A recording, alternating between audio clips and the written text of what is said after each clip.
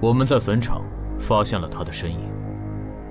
哦，那家伙终于敢现身了。哼，不怕死吗？库罗德，那就不惜一切代价将他抓过来。遵命。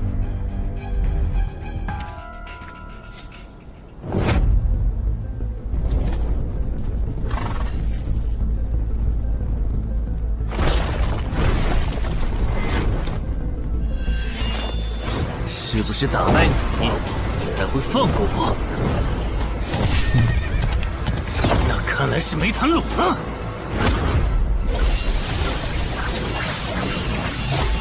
这下躲不掉，也来不及格挡。这就是你的实力。还没分胜负呢。敬酒不吃吃罚酒，那就把你变成亡灵，带回去。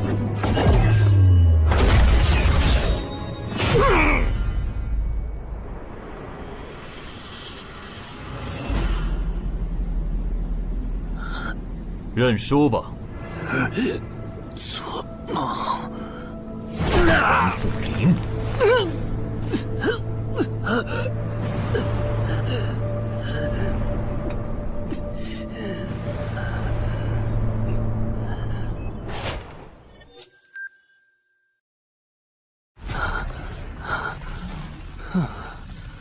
还好只是梦啊！等等，啊！这地下城入口，竟然真的上到我家里来了！2030年，世界各地相继出现地下城入口。在经历了一系列探索、争夺、开发和地下城失控所引发的骚乱后，各国政府确认了5件事：一、入口无法被破坏，但攻略地下城可以使其关闭。2.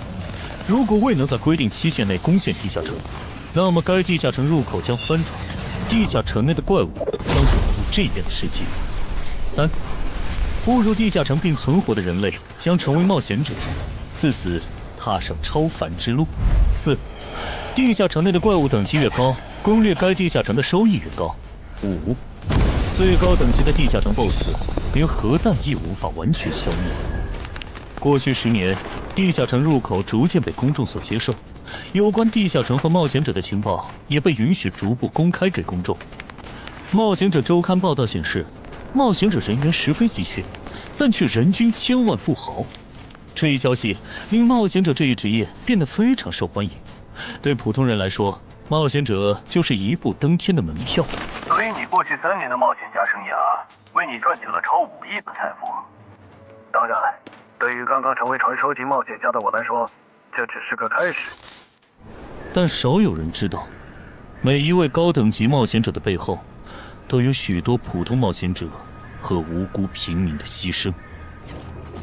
而我们的主人公陈海，恰好是知晓这一秘辛的少数人。你还真是给我出了个大难题啊！能让人一夜暴富的地下城，可对我来说也没啥用啊。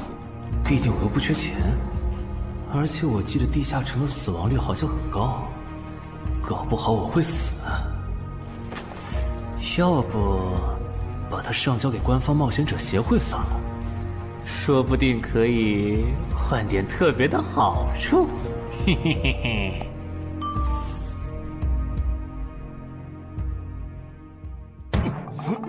谋杀岛慢，一旦放这也不是事啊。时间一到，入口翻转，怪物全跑出来，大家都得遭殃。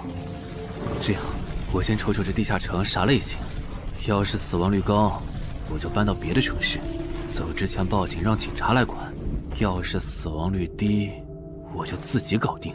真搞不定的话，再搬家，然后报警。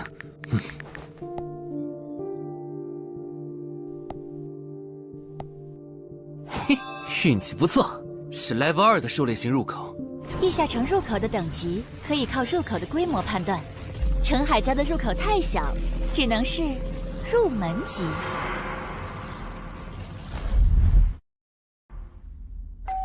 你好，有您的快递。来了，是你的快递，在这签字。好的。说起来，小哥，你该不会是发现了野生的地下城入口吧？不然，为什么要网购锁子甲？完了，不会暴露了吧？我玩全甲格斗的，之前的防具换，打算换新的。怎么了？有问题吗？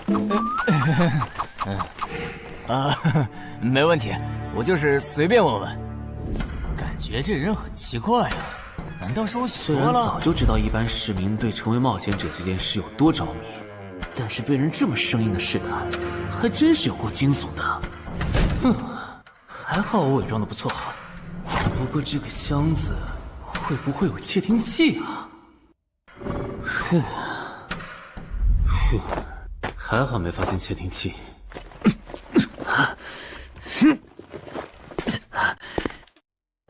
有点重，还有胸口也有一点点闷。怕眼镜在战斗中不方便，从而携带了隐形眼镜。没有防身武器，就在附近消防器材店随便买了把消防斧。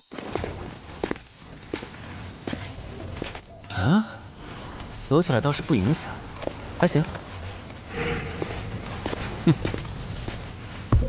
那么，出发吧。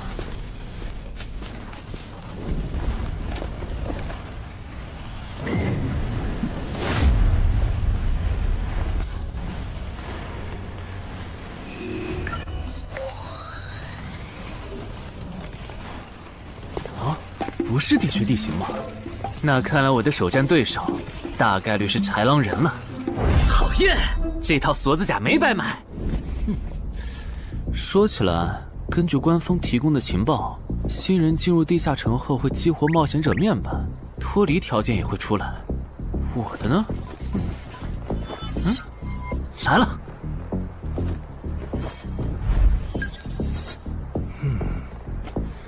我记得普通人基础属性是10点，8点算弱，14点就很牛了。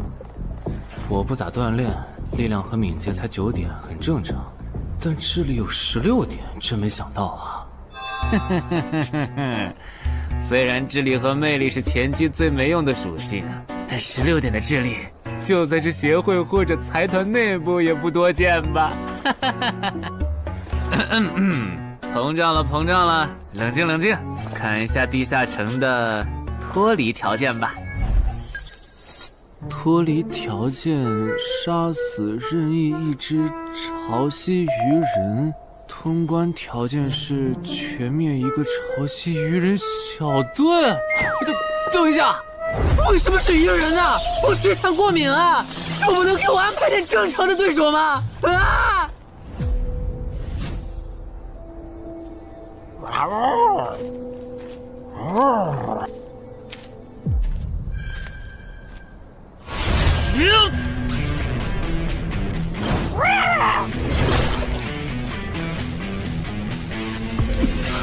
不是吧，这都被躲过去了。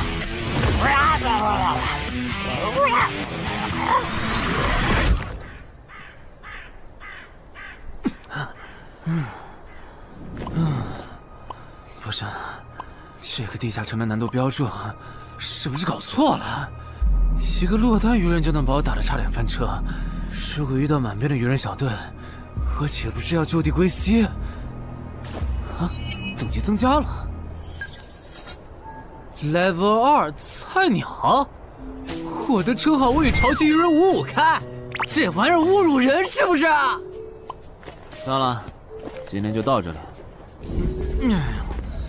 还是等我请个健身私教，把基础属性练上来了，再来挑战这个地下城吧。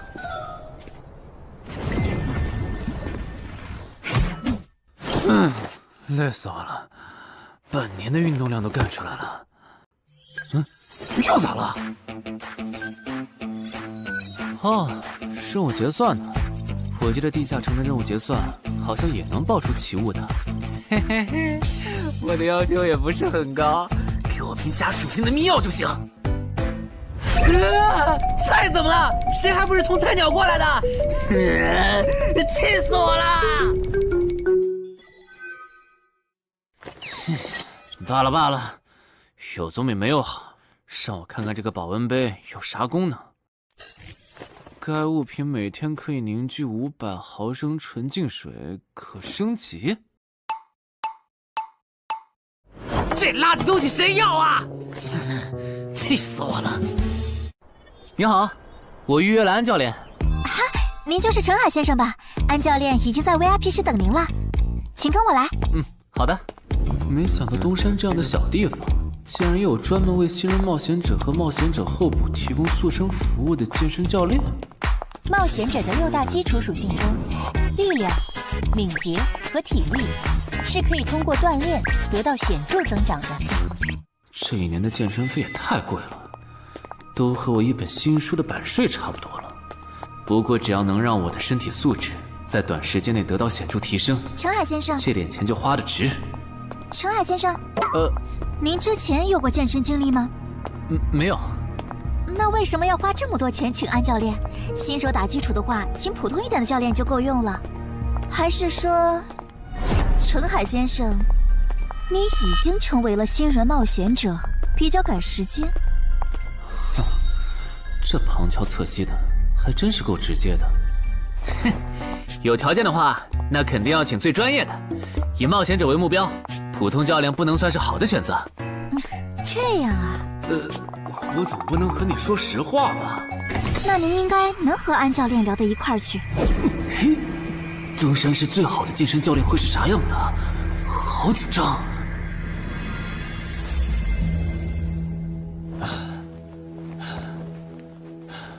啊！和我预想的完全不一样，我还以为会是个肌肉兄弟，结果到头来，这不是个小白脸吗？我的课程这么贵，竟然也能预约得出去？开玩笑的吧？就是你想成为冒险者，跟我来吧。哼，3、4。我撑不住了，教练。5，真的撑不住了。好，就到这里吧。30公斤举了5次，换算一下，你目前的单次最大重量应该在35公斤。作为健身小白，结合你目前的体重，你这个卧推成绩算是偏弱的。什么情况？虽然我知道我的身体能力低于平均线，但是这也太弱了吧？正常的老哥们不都是人均50公斤起步的吗？陈海先生的基础有点差呢，35公斤的极限数值换算到冒险者面板上的力量属性，应该只有9吧？普通人的力量、体能和敏捷数值是相对平均的，不会偏差太多。他现在这个状况，要在1个月的时间里变成冒险者，几乎不可能。那一般要多久？这个看你，如果天天练的话，差不多1个季度就能达到3个11了。这个11是你成为冒险者后面板上给出的约束，换算下来的话，就是比普通人略强。明白了。所以，办卡吗？那就先办一个季卡吧。我去哪儿交钱？转给我就可以了。好耶，以后撸铁不孤单了。认识一下，我叫徐茂，是健身馆的签约冒险者，以后多多关照。我叫陈海，畅销书作家，您也多关照。说起来，一般只有家境很好或者跟协会签了长期合约的冒险者，才会找安教练这样的专业教练。因为我不缺钱呀，我写畅销书赚的钱，在东山又花不完。既然以冒险者为目标，那肯定就要找最好的教练，打最牢固的基础。原来如此，我还以为你发现了野生的地下城入口，并且已经成为冒险者了呢。作为前辈，我得教你一些冒险者之间才流通的基础常识，免得你以后被人坑了。冒险者首次下地下城时，表现好能得个称号，带不带都行。要是带了会有加成，但也会被其他冒险者盯上。有些专找低等级地下城入口的猎人，就爱顶着称号在可疑的人边上晃悠。要是被怀疑的人被称号吸引，表现不自然，那猎人就知道这人是冒险者，接着只要跟着他，就能找到野生地下城入口。啊，这样吗？真是学到了。没啥反应，看来他真不是冒险者，就是个有点钱想当冒险者的弱鸡作家，那就没价值了。幸亏我先和抄袭人任务5开这个称号太丢人了，没装上，不然今天肯定暴露了。安哥那边应该已经快拟完你的健身合同了，咱们过去吧。好的。国内有名的畅销书作者，还是专门写冒险者题材的。怪不得他有财力和动机买我的课，是想把身体数据打磨上去以后进军冒险者行业吧。而且他对课程的学期也没有明确要求，不像是发现了野生的地下城入口需要快速通关的样子。确实，程海是冒险者，或者他发现了野生的地下城入口的概率确实很低。这样，如果徐茂带着他回来的时候，他的注意力没有放在我的头顶，那就走正常流程吧。如果他有异常，那就别怪我了。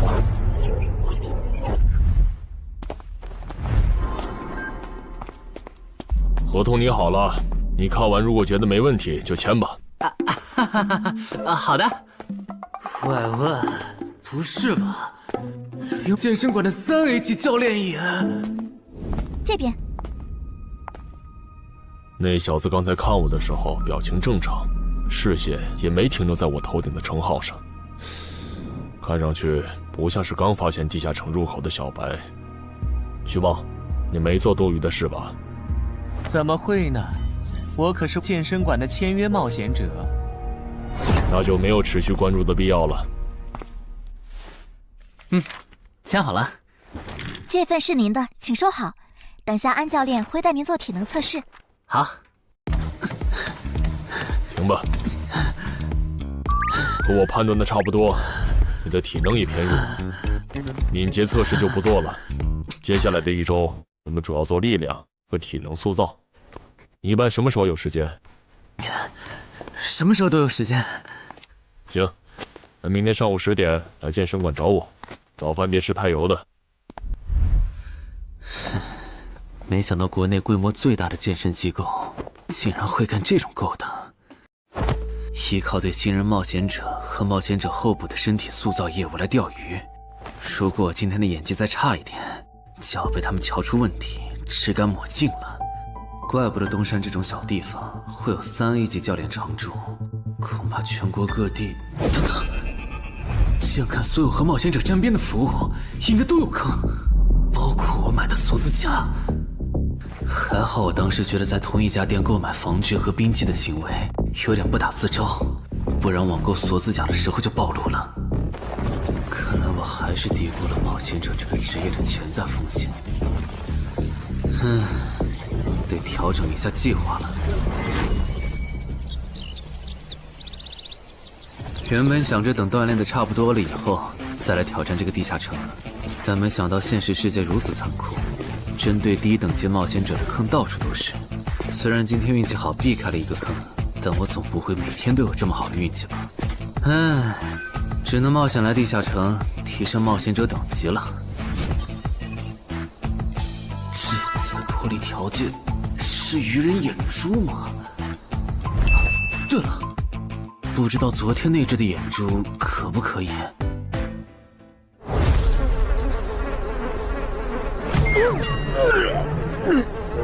早都被啃光了呀！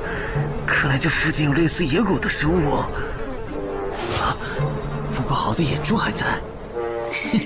好耶！今天可以不用战斗了，等下只要记录一下这地下城的地形。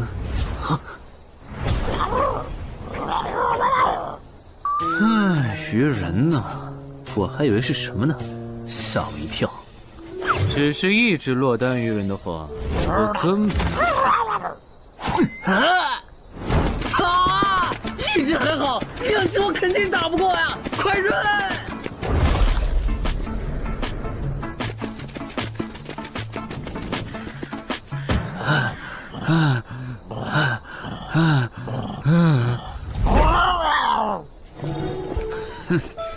你都死到临头了，还这么嚣张，没发现吗？你和你的同伴跑散了。哼哼，现在换我来进攻了。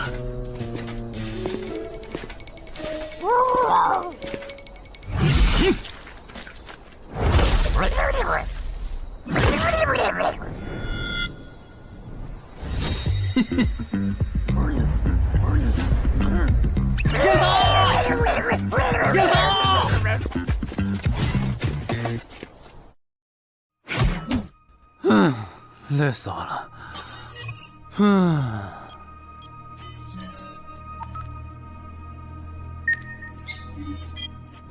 是吧？这次的评分明明更高，为什么反而没奖励啊？入门级地下城的暴力原来这么低吗？不过如果其他冒险者也是这个情况，那么他们是怎么赚到钱的？还是说有什么常识是别人知道，但我不知道的？明天找机会去问徐茂和教练。哎，徐茂和安教练还没有来吗？徐茂去隔壁室了，大概要过几天才会回来。安教练今天临时有事，得中午才能来。好吧，那我先去 VIP 室做体能训练。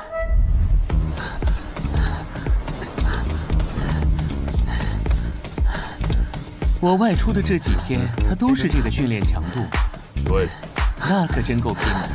这样看，用不了多久，他就能把力量和敏捷提升到11了。对，如果他能一直保持1个季度下来，力量、敏捷和体质恐怕都能到12。说起来，教练你就没考虑过把他吸收进健身馆吗？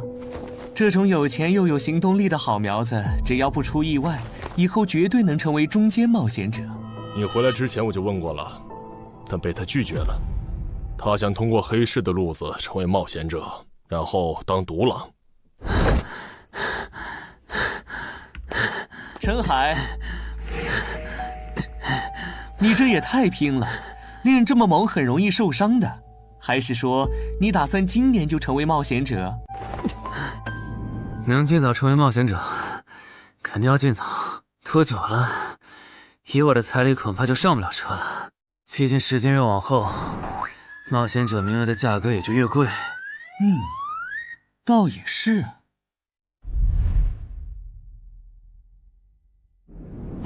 算上前天安教练的招揽，我大概可以肯定，徐茂和安教练已经排除了我拥有入门级地下城入口的可能了。接下来可以找一个合适的时机。发什么呆呢？在想事情？没，可能是太累了，有点走神。你这样肯定不行，频繁的超负荷运动只会累积伤病风险，真受伤了反而会拖慢你的塑身进度。我也意识到了，后面应该会减少训练量。对了，截止到现在，你的前期投入都赚回来了吗？还早着呢，照现在这进度，起码得等我到11级才有可能回本。为什么是11级以后？因为1到5级的冒险者挺好混的，有老手带着，完成任务就能撤退，死亡率极低，没想法的就可以这么混等级。而6到10级后，任务变难了，怪物的情报就值钱了。上阶段的混子在这阶段就去收集情报，死亡率虽然变高了，但还能接着混。只有到了11级，地下城的难度提升到混都没法混的时候，才是我这种冒险者开始盈利的时候。这个阶段的冒险者对实力的提升最为迫切。装备、奇物、技能书，一切能提高生存率的东西，都能卖出很高的价格。不是，我不明白，11级后的地下城那么危险，为啥6到10级的冒险者不提前准备？不提升有很多原因，一是官方不管民间冒险者攻略地下城的事，好多冒险者到11级就想退回去过正常日子了；二是地下城的东西只能让一小部分冒险者在精英地下城混下去。11到15级赚得多，但风险也大，而6到10级有人光靠收集情报和做后勤就能回本了，所以他们也就没必要冒着生命风险去11到15级这个阶段打拼了。原来如此，所以冒险者在6级，不，在更早前就已经完成分流了。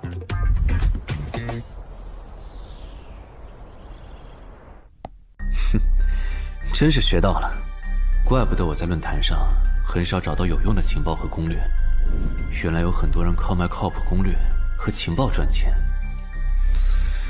不过更让我惊讶的还是这件事。同一个地下城，冒险者就算反复刷脱离任务，也只能得到1次结算奖励。这样看，这个地下城入口能为我带来的价值，就只有通关奖励，以及将误入其中的普通人转化为冒险者这2点了。考虑到我本身并不缺钱，我还是尽量单刷这个地下城，然后再考虑要不要继续当冒险者了。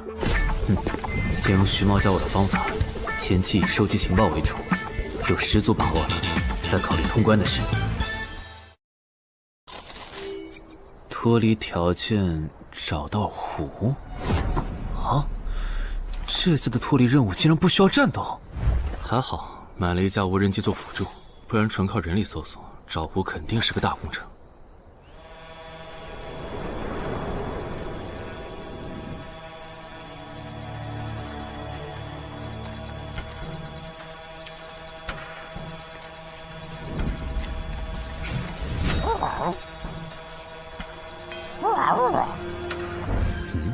这是什么？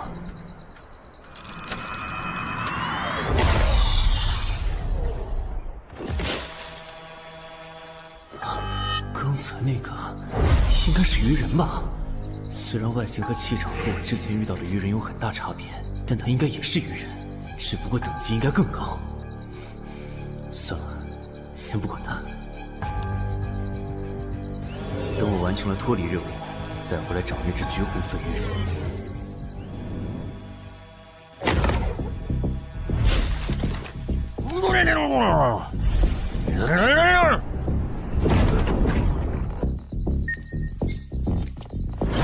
找到了。哼，怪不得森林地形的地下城会刷出鱼人这种怪物，原来森林深处藏着一个这么大的湖吗？这样的话，脱离任务就算完成了，不用和鱼人接触可真好啊。接下来，是那只橘红色的特殊鱼人。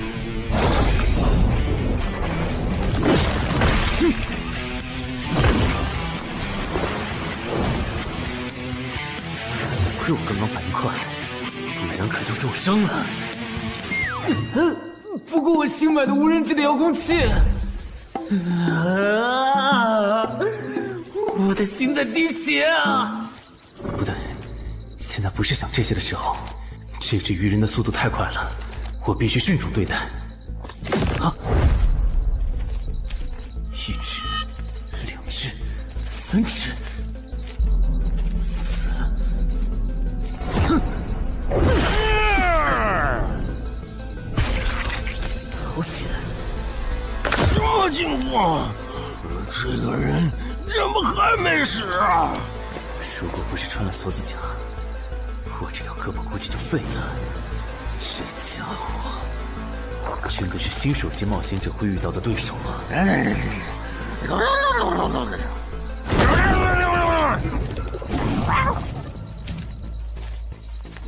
如果只是和这只橘红色鱼人单挑也就算了，关键我还得抽出一部分精力来处理身后这几只杂兵。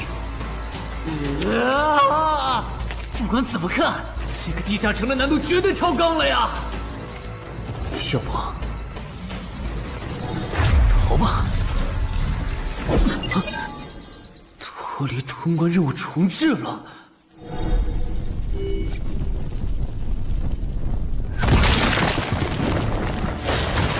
我说全罪，你这样很像是在虐尸出气，有吗？归根结底，还不是这只哥布林太弱了，扛不下我的拳头。能扛住才怪呢！明明只是 Level 5，却有着不下于 Level 9冒险者的综合实力。你这样的怪物，在入门级地下城里，怎么可能会遇到对手嘛？有的哦。如果我能遇到传说中的 bug， 那就能在低等级地下城里遇到下一阶段才能遇到的强力怪物。只要能从他们手底下活下来，我就能拿到补偿奖励奇物升级券。到时候我成为传说级冒险者，就更有戏了。果然，我和你们这种明明还只是 level 5，但眼光却已经放在传说级冒险者上的怪物，是真的合不来。不过，奇物升级券和它的获取方式，无论怎么看，都只是博人眼球的谣言吧。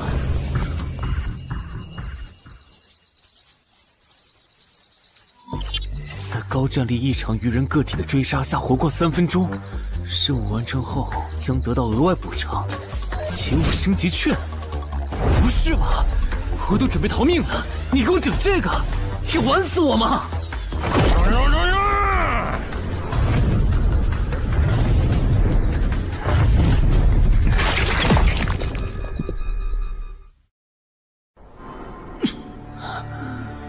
我这算是逼上绝路了吧？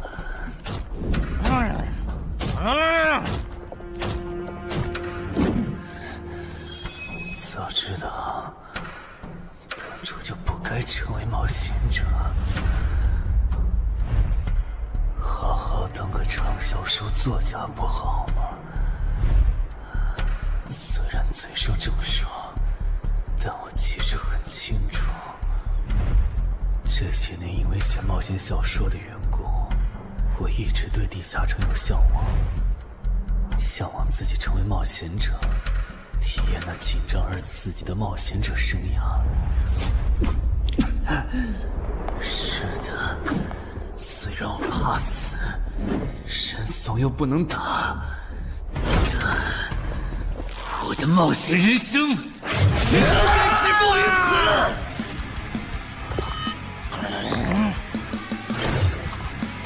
想想，我现在还有什么牌？我现在还能打出什么牌？使用称号，我与潮汐鱼人5开。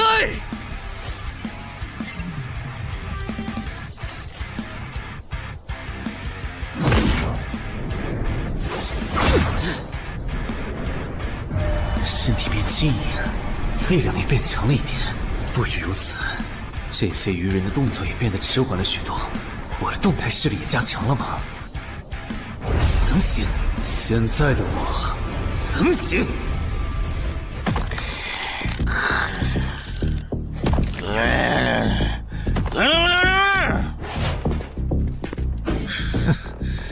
没想到高级鱼人说的话，我竟然能听懂。就剩你了，头目。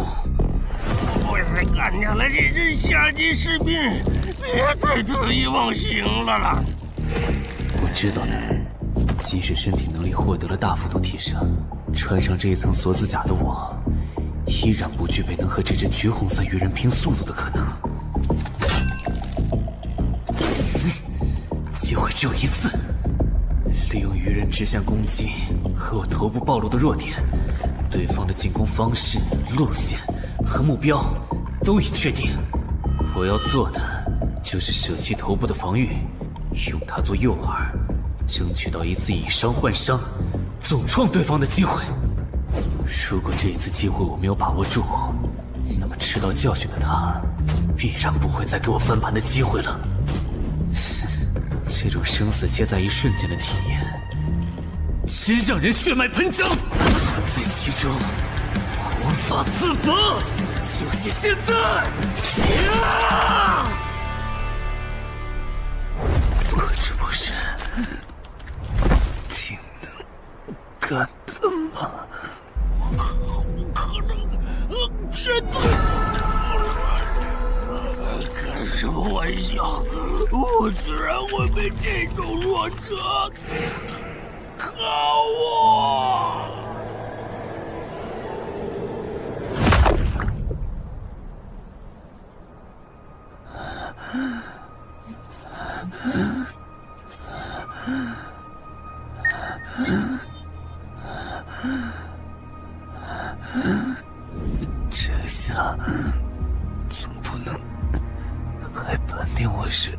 菜鸟了吧？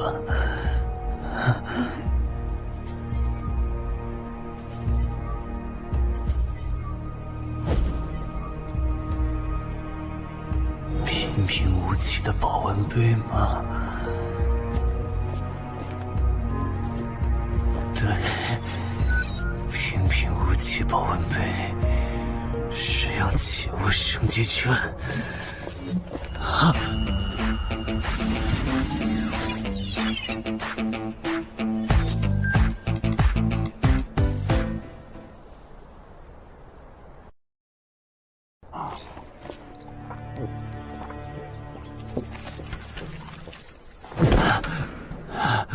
活过来了。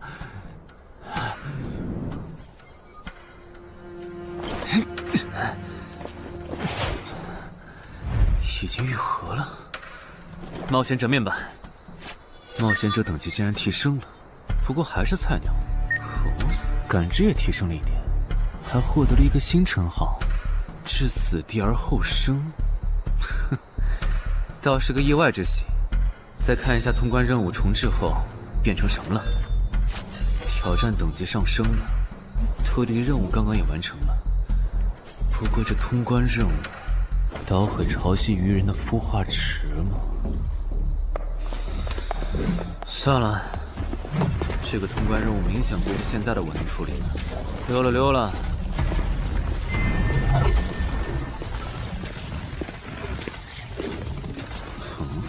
是错觉吗？怎么感觉这个地下城入口变大了？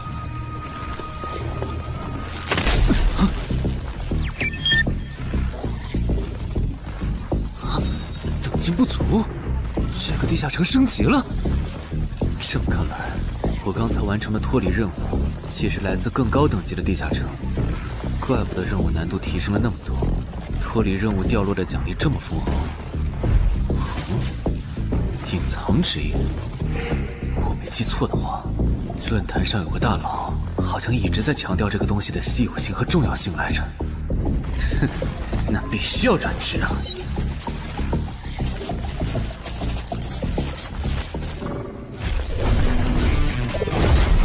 什么情况？感知竟然提升了，死亡行者也算是新职业了。越接近死亡的话，属性点提升就越大，可以1至4点。啊，刚刚啥玩意儿？我家？这就是感知16以后的世界吗？即使闭上双眼，我的大脑依旧能够准确勾勒出客厅每一角。真不敢想象，20点感知的人类眼中的世界又会是什么样子。说起来，我与潮汐鱼人555开这个称号的效果，刚刚在地下城已经体验过了。这个至死地而后生的称号，效果又会是什么呢？被逼入绝境以后，就能得到力量、敏捷、感知，每个加4点的加成。这个称号的触发条件和死亡行者的触发条件差不多哎。等等，也就是说，死亡行者搭配至死地而后生，极端条件下可以给我带来8力量、8敏捷、9感知的提升。哈哈哈哈！这也太超模了吧！胆子再大一点，以后遇到打不过的敌人，我完全可以靠自残触发效果让属性提升。等干掉敌人以后，再用稀奇古怪的回血药水把状态拉回来。而且回血药水的用处也不止于此，有了它，我再也不用担心健身过度肌肉拉伤了。反正每天都能回一次血，完全可以想怎么练就怎么练。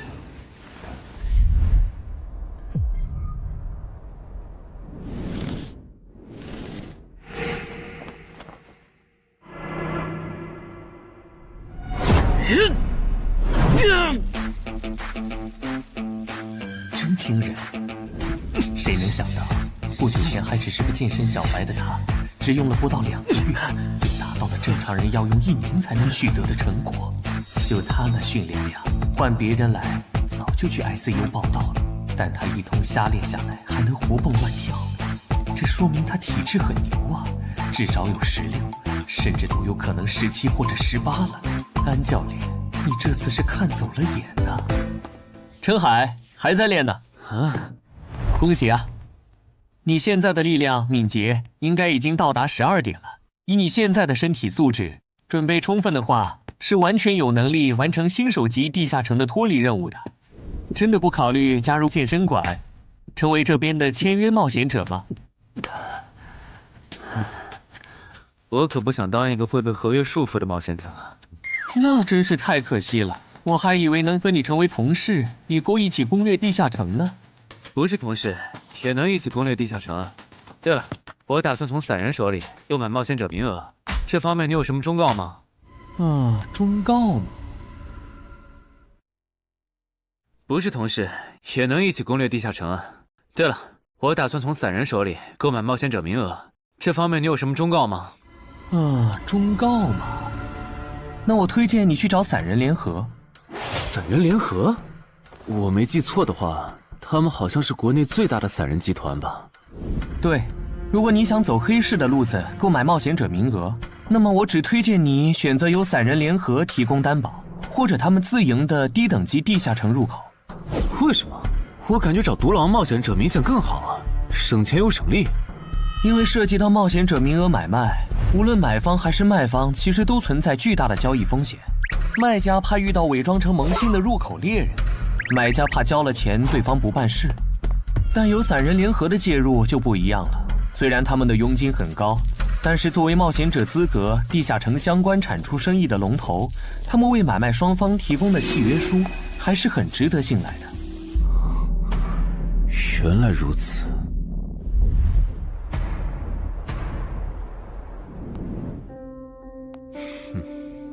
查了一下，整个漳州只有云霄市的这个老廖稍微靠谱点，找了散人联合做担保。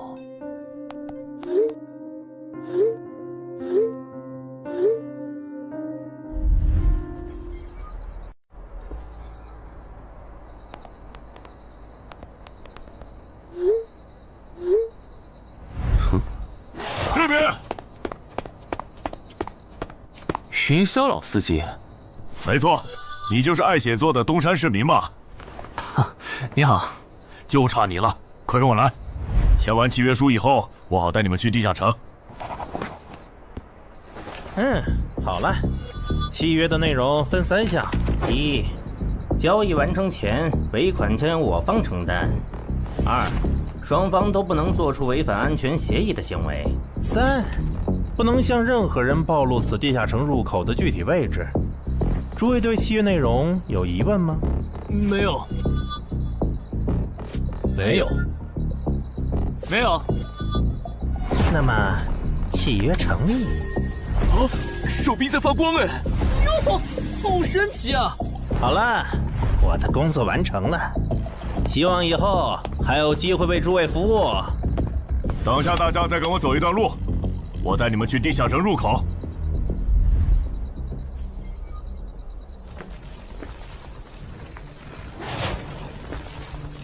这个地下城入口的位置确实隐蔽，难怪没有被官方和云霄市的资本发现。好了，大家排好队，按顺序进入。我先走一步，给大家带路。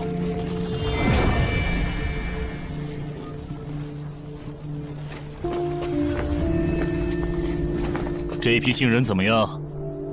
哦，太酷了！我也是冒险者了，真好。还行，没有看起来像刺头的。那就好，等会儿记得我们之前说的。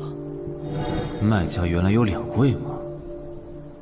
好了，大伙儿看向我这里，学着我的样子对空气喊：“冒险者面板！”冒险者面板！大家可以在冒险者面板的个人信息栏查看到自己的基础属性，往下滑动，可以在任务栏查询任务。不是吧？我的基础属性原来这么低的吗？冒险者面板上的内容只有冒险者本人才能看到，所以不用担心个人信息暴露的问题哈。麻烦大家把你们的脱离任务报一下，我这边做一个整理。任务吗？哟，这个物种论坛的入门级地下城怪物图鉴里好像没有，这个地下城有问题。这个地下城该不会和我家里的那个一样，存在某种致命的设定吧。基于幸存者偏差，如果一个入门级地下城的怪物没有被收录进论坛的新手常见怪物图鉴，那只有2种可能：要么它确实很罕见，要么就是遇到它的冒险者基本都死在地下城里了。警告！警告！此人违反了安全条例，未说出正确的脱离任务。那个眼竟然说谎了？不是吧？这才哪儿到哪儿啊？就有人触发安全条例了？你听我解释，肯定是他出 bug 了。契约式的契约当然不是绝对的，但对你这样的菜鸟来说，它是不会出问题的。你的脱离任务绝对不是采集高价值草药，你骗了我们。他刚进冒险者圈子，不懂规矩，做错事也情有可原。您大人有大量，再给次机会嘛，是不是啊？对，再给我次机会吧。下不为例。大家再说一遍自己的脱离任务哈，这次别搞错了。我的任务是找到湖中女妖，我是聆听女妖之声，我的是凝视女妖10秒，我的也是找到女妖。接下来我会带大家去女妖出没的林中湖泊，大家跟紧一点，别掉队哈。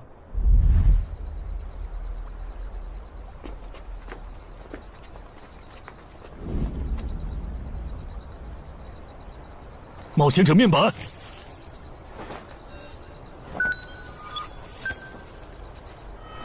他在干嘛？呼唤湖中女妖。他怎么知道这样做可以召唤湖中女妖的？这就涉及到商业机密了。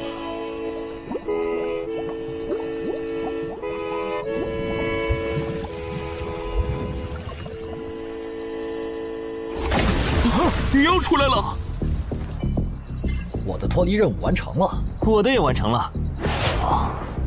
8、9、10。大家把耳塞戴一下，女妖马上就要唱歌了。不戴的话会怎么样？女妖的歌声会破坏你的大脑。刚成为冒险者的 Level 1萌新，一整首听下来，大概会当场暴毙吧。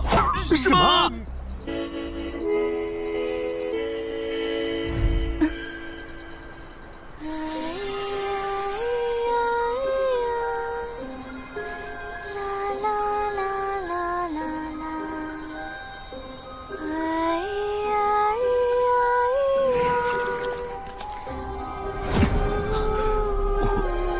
被醒了，就听了这一小会儿嘛。还好我戴了耳塞，歌声听得不真切，不然恐怕已经死掉了。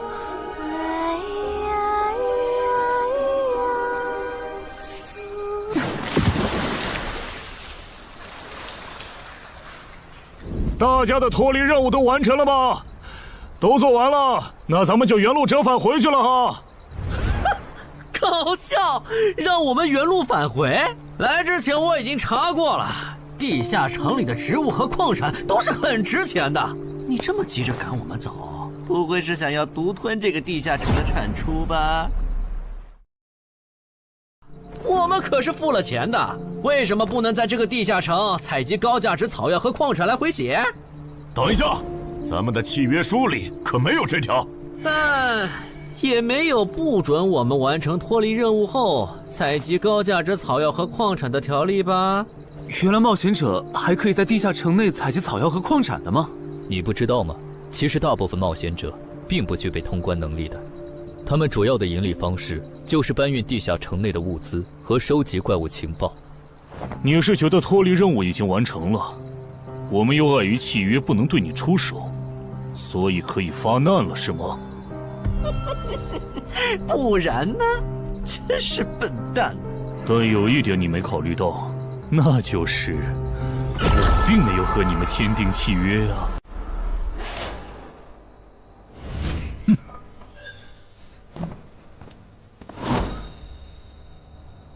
你们两个什么意思？没什么，单纯看不惯而已。我觉得这位朋友的理由其实挺合理的，只是一些药草和矿产，没必要那么计较吧。但是基于契约文书第1条的话，如果有人死亡，我们就拿不到尾款。你可以保护我们，作为回报，我们可以将采集到的一部分物资分给你。不好意思，我们并不想冒这个风险。真的只是因为不想冒这个风险吗？难道不是因为这个地下城藏着别的秘密，你们怕我们发现它吗？我明白了，你不是新人冒险者，你是奔着通关任务来的。老六，你应该能感受到吧？咱们之间谁更强？可恶！地下城让给他们，我们走。啥？你等等我呀！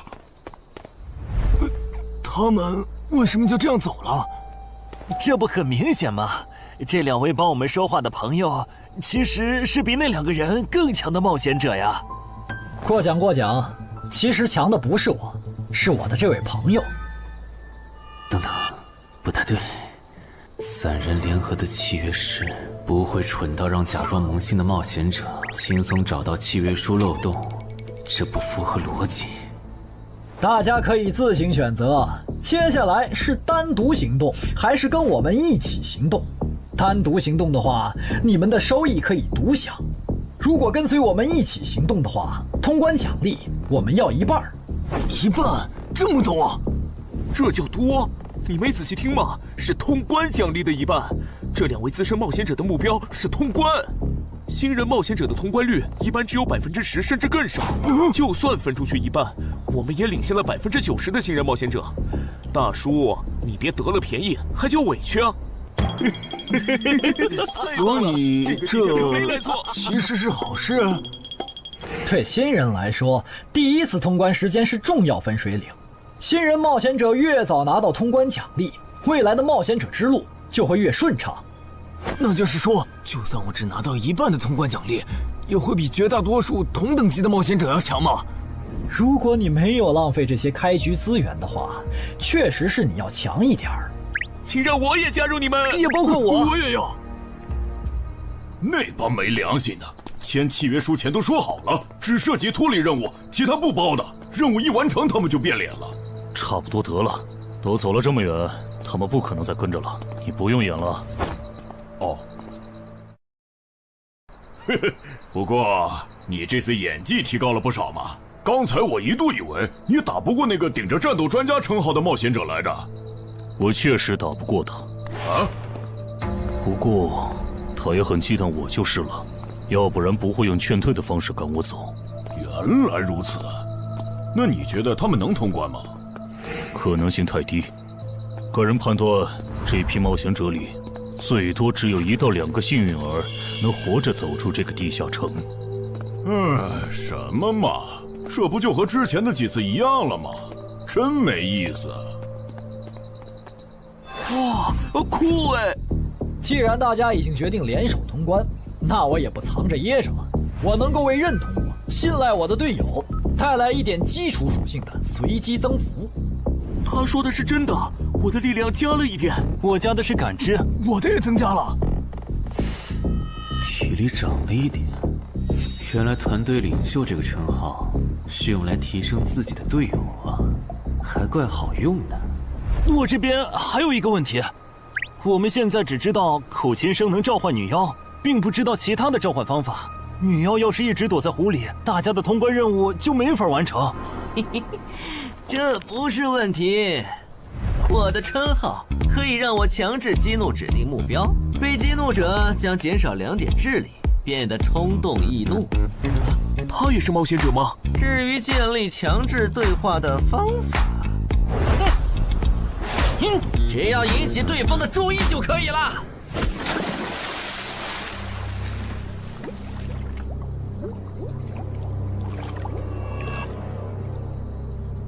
蠢货，你过来呀！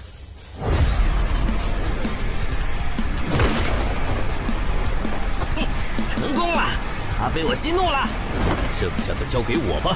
大家散开，让战斗专家来先是女妖，其他人换上耳塞，在外围找机会。死！传过去，什么玩笑？竟然是灵体！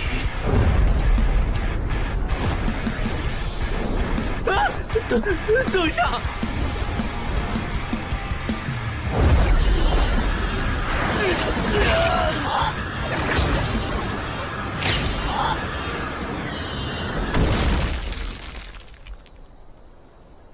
还好有2-3，只是鼻子出血。不是吧？这个女妖原来是个妖魂！娘，有把握吗？有，但是会比较费时间。上一个地下城刷出来的僧侣之拳应该会有效，但熟练度还没上去，打起来会很慢。慢就慢了，这只女妖应该没有其他攻击手段，对我们的威胁很小。我有预感，这个地下城的通关奖励会非常丰厚。哼，愚蠢的选择。等等，你先别走。不是吧？10万个人里都不一定能出一个的感知16点的人，竟然让我……你为什么觉得他们的选择是有问题的？使用称号，他们当我不存在，真晦气。喂，你搁这对空气自言自语什么呢？不是，我刚才……不是没人吗？幻觉吗？有东西过来了！什么东西？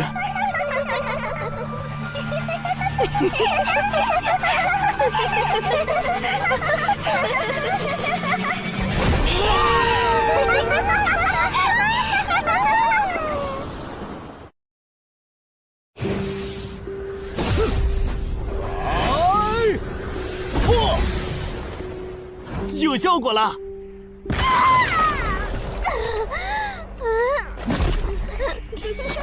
什么声音？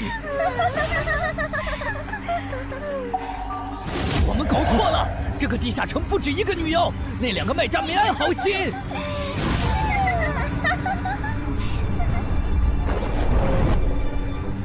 不是吧？这也太多了！不行，这个数量2-3已经没用了。还傻站着干什么？跑啊！为什么总是让我遇到这种事？天和子爷那时候是，现在还是。看在你老婆和女儿的份上，我觉得应该放过你。谁叫我最喜欢看别人抱憾终身、活在憎恨和痛苦中的样子呢？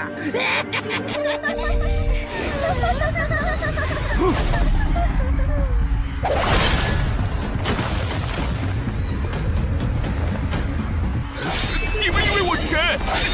给我滚开！妈妈，我错了。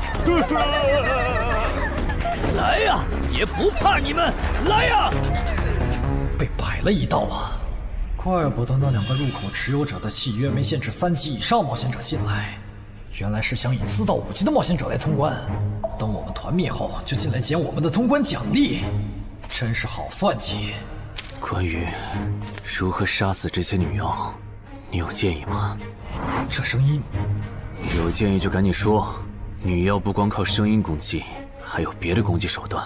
我费了听觉才勉强躲过第1轮奸笑。你是爱写作的东山市民？对，真是看走眼了。没想到你一介新人竟然比我们这些老手反应还快。但是你不是听觉被废了吗？怎么还能听到我说话？哦，我感知16，可以读唇。原来如此，这个地下城我认为是无解的。那些女妖能免疫一切物理攻击，老实说，这根本就不是正常4到5级的冒险者小队能处理的。哦，所以你也没有办法。还有一个办法，除了僧侣之拳，阿良还有一瓶被僧侣祝福过的神油，涂抹长剑后，应该也能伤到那些女妖。不过，这也就给你能伤到他们的力量。我不信新手冒险者能从这么多幽灵的围攻里杀出去。但总不能坐以待毙吧？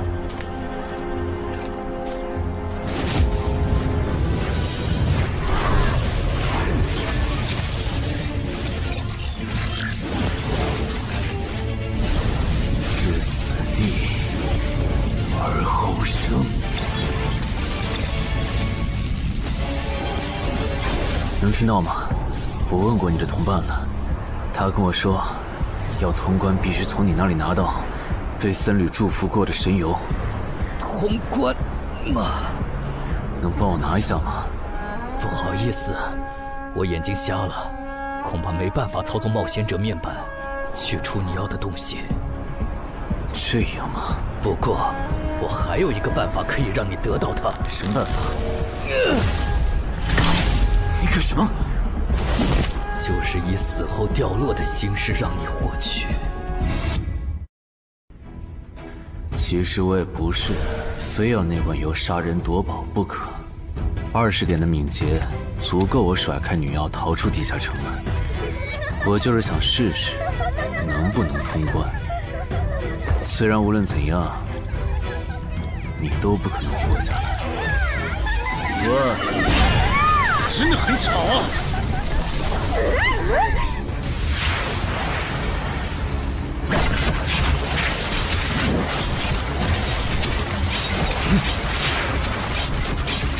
对邪恶生物伤害加点，那么开始反击吧。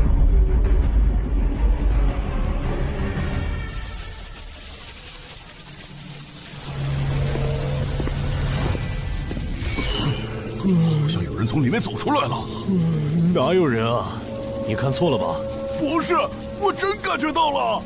果然，他们那不能攻略的地下城设陷阱，引同等级冒险者来做通关任务，把人坑死在里面，接着捡掉落的东西，或者等冒险者重伤出来就杀人夺宝。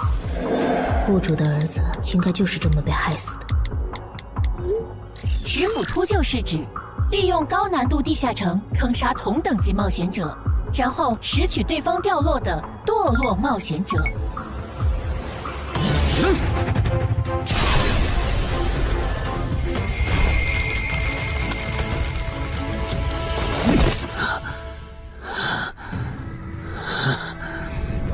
好险！如果再多几只女妖，我恐怕就要被逼出回血药水这个点牌了。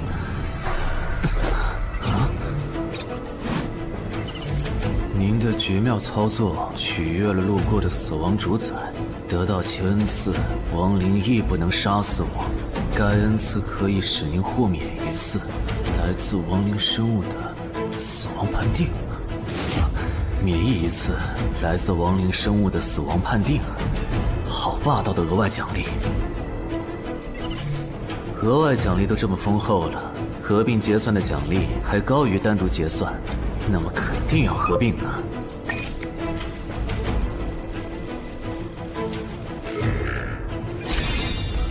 哼，果然，除了稀有级奇物和新称号以外，还给我报了2个专属技能。这个地下城的奖励太丰厚了，难怪它的难度如此超标。爱写作的东山市民，你还活着吗？怎么没声音了？哼，差点把他给忘了。你现在感觉如何？能站起来吗？有点难。那只能扶着你了。其他人是不是都死了？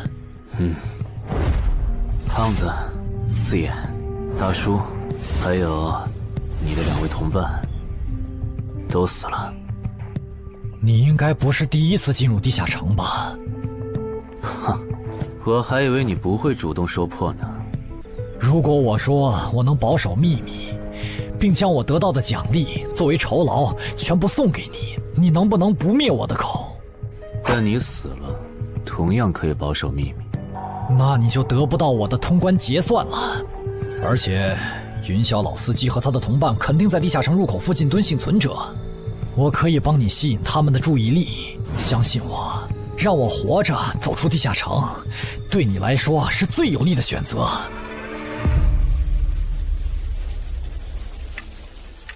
看到了吗？这才是真有人出来了。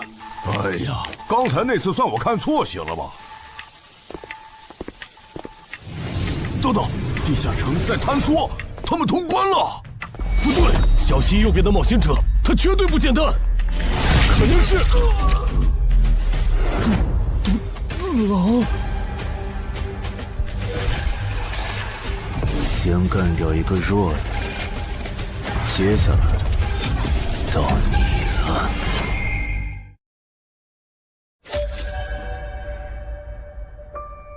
东山市民，你好大的胆子！不是吧，不是吧？不会真有人觉得自己坑完人不会被报复吧？呵呵，这么霸道的吗？闭嘴！哎呀，我好怕呀！你这家伙，找死！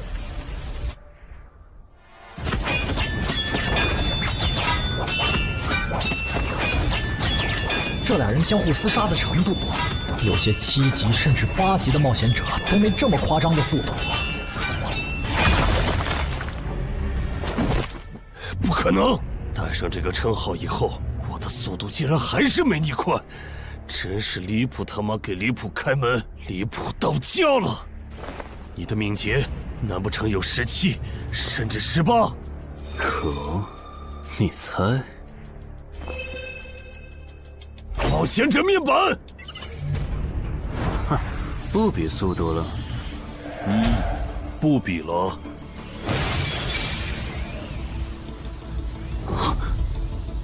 这本来是为那个战斗专家准备的，不过给你也没差了。来好好感受一下我从黑市高价购买的变种蜘蛛毒素吧。什么嘛！你这毒套完全不行啊，比普通人还差。连反击的力气都没有了吗？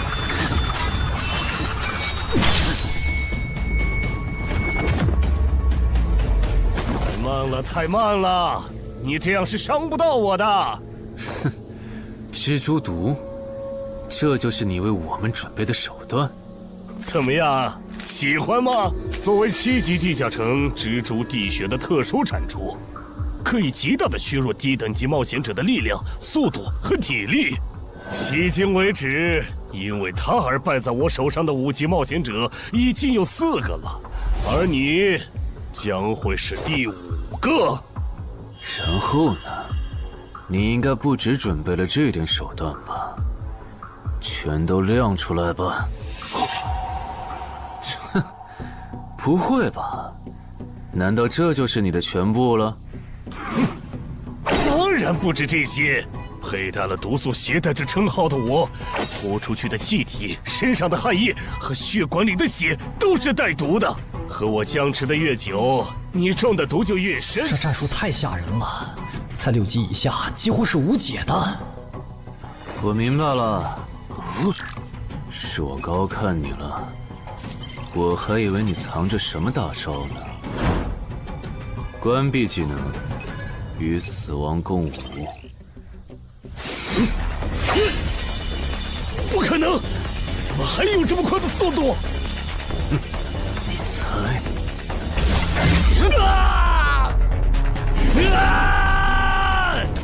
别太得意了！太慢了，太慢了！你这样可是伤不到我的。不可能，绝对不可能！你明明只是个独狼，怎么可能比杀了大量5级冒险者的我还强？没什么不可能的，在舒适区里泡着的你，永远也看不到与死亡同行之人所看到的风景。但是，溺死的往往都是会水的，散人只有劣势更弱小的散人，才能积攒出大量的财力和武力。我的路才是正确的。对普通人来说，或许你才是对的。不过，在我看来，与死亡同行之人，如果走到了极致的话，未必不能超越死亡。不是吧？那么强的人，竟然这么轻易的被……啊！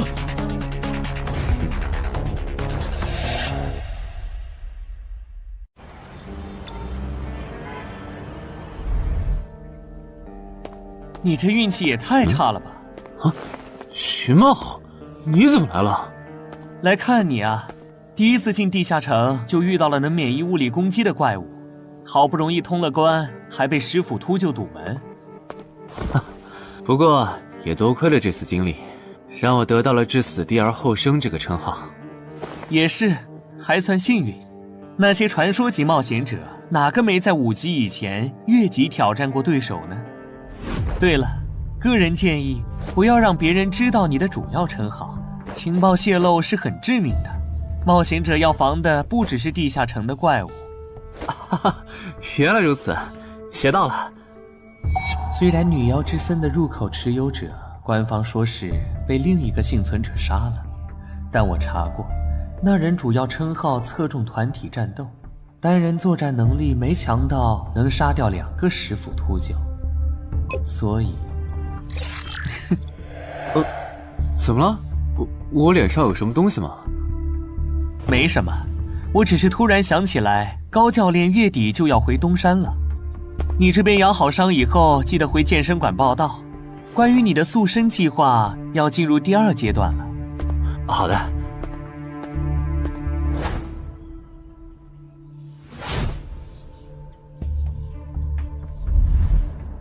你不打算做攻略型冒险者了？没错，这次地下城经历让我明白，我没当传说级冒险者的本事。与其在这阶段的地下城拼命，还不如到6到10级的地下城多弄点钱，然后就隐退。哎，不过你和我不一样，你有成为传说级冒险者的潜力，但前提是，你得改掉独狼的习惯。为什么这么说？独狼玩法在10级前的地下城能提高任务结算评分，多拿奇物、称号和技能，但11级到15级的地下城难度大增，光靠个人根本过不去。如果你想成为传说级冒险者，10级前就得组建自己的攻略团队，不然在11级到15级时，要么会掉队，要么就会被官方财团收编，就没机会再往上提升了。团队嘛，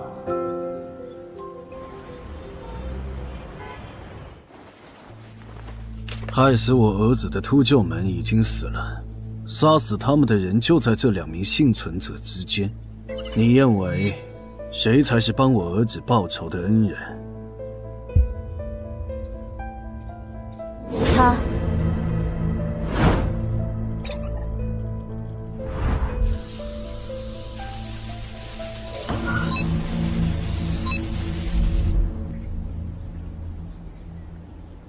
陈海，你就是女妖之森的通关者陈海吧？我们对你在女妖之森得到的通关掉落很感兴趣，你开个价吧。不卖。他说不卖，他不会真的以为我们是在跟他商量吧？那我换种说法，把你在女妖之森得到的东西交出来，立刻马上，不然有你好看。你们在干什么？不许骚扰我们医院的病人，走开！烦人的家伙来了，哥，我们走。切，真晦气。下次他们再来骚扰你，你就来找我。我哥哥是10级冒险者，他们不敢惹我。谢谢。不，该说谢谢的人是我。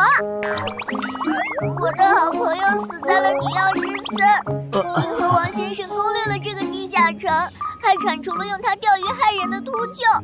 原来还有这么一层关系啊！我和我死去朋友的家人都能感激你。总之，这是地下城暴走后的随机拉人现象，竟然会拉我了！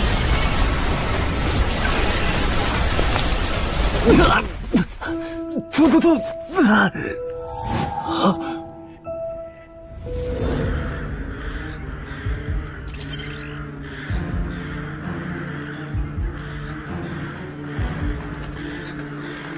大家不要惊慌，我们只是被拉入了翻转后的入门级地下城。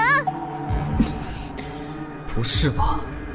我就来医院看个牙的功夫，怎么就被拉入地下城了？现在请大家跟我一起打开冒险者面板，确认你们的脱离任务。扯开面板，5级的生存类地下城，哇，这次可能要死很多人。啊！云霄市医院发生入门级地下城翻转现象，有20人因此凭空消失，周德也在这20个人里。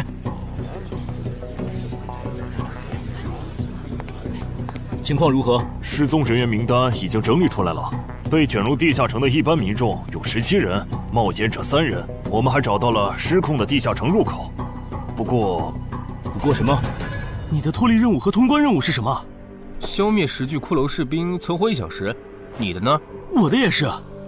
那看来大家都一样。老弟，咱们的脱离任务难度和他们的不一样啊。还有那个叫陈海的小子也被拉进了这个地下城。正常，生存类地下城的脱离任务是根据挑战者实力的强弱划分的。至于那个叫陈海的，等咱们做完了脱离任务再去找他。那个，大家听我说，这个地下城非常危险，请大家捡起地上的兵器，3到5个人为一组，凑齐脱离条件以后，尽快离开吧。完成脱离任务以后赶紧离开？你算老几啊？在这指挥本大爷？说不定是人家想把咱们忽悠走了以后，独吞地下城的宝藏呢。不是，这个地下城真的很危险。这俩蠢货脑子有坑吧？对地下城的危险没有认知也就算了，还在这带节奏。这位先生是非常强大的冒险者，他前几天刚通关了一个难度非常高的地下城，还和同伴联手除掉了10府秃鹫。真的假的？就是锦城家园那栋烂尾楼，听说害死了好几10人。哦，想起来，请大家相信他的判断。这个护士干嘛一直夸我呀？好烦呐！不过好在效果还行，能引起这些新手的重视就好。等一下，如果这个地下城真的那么危险，那你觉得就凭我们这些普通人，真的有能力完成脱离任务吗？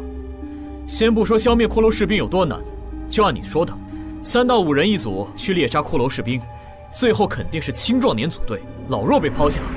请问，你考虑过被剩下的人的死活吗？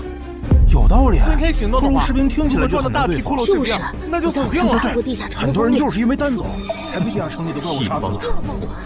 姐夫说的没错，被拉入地下城后，一定要拉拢人心，来拿到话语权，再利用话语权来强迫冒险者当我的保姆。能通关高难度的入门级地下城又如何？当你开始在意这些渔民死活的时候，你就注定得当我的保姆了。你们能信任我吗？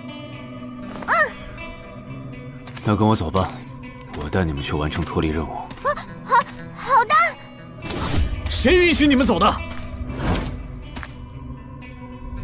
作为在场唯一一个有地下城攻略经验的冒险者，你难道不应该留下来保护我们吗？对呀，能力越大，责任越大。我看他就应该帮我们把脱离任务给做了。对，送佛送到西嘛。第一，我不是官方冒险者，我没有义务来保护你们的安全。第二，不要对我道德绑架，不然我真的不介意走之前打断你的腿，把你留在这里自生自灭。这人怎么这样啊？保护老弱不是最基本的道德吗？活该他不是官方冒险者，看来道德品质不过关。你们干嘛去？我觉得那个人说的很对，既然通关任务是存活1小时，那肯定是越往后越危险。对普通人来说，早点完成脱离任务离开这儿才是最优解。切，不走留着被你们道德绑架，免费当保镖吗？我们又不是傻子。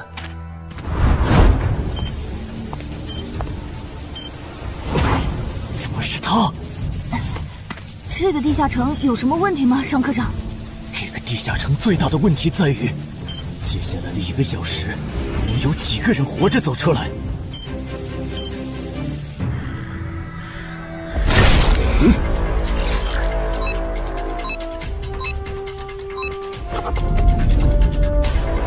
你们就学我刚才做的，用剑去砍那些骷髅士兵的颈椎。那你呢？又来了！我嘛，就用我的老伙计和他们练练。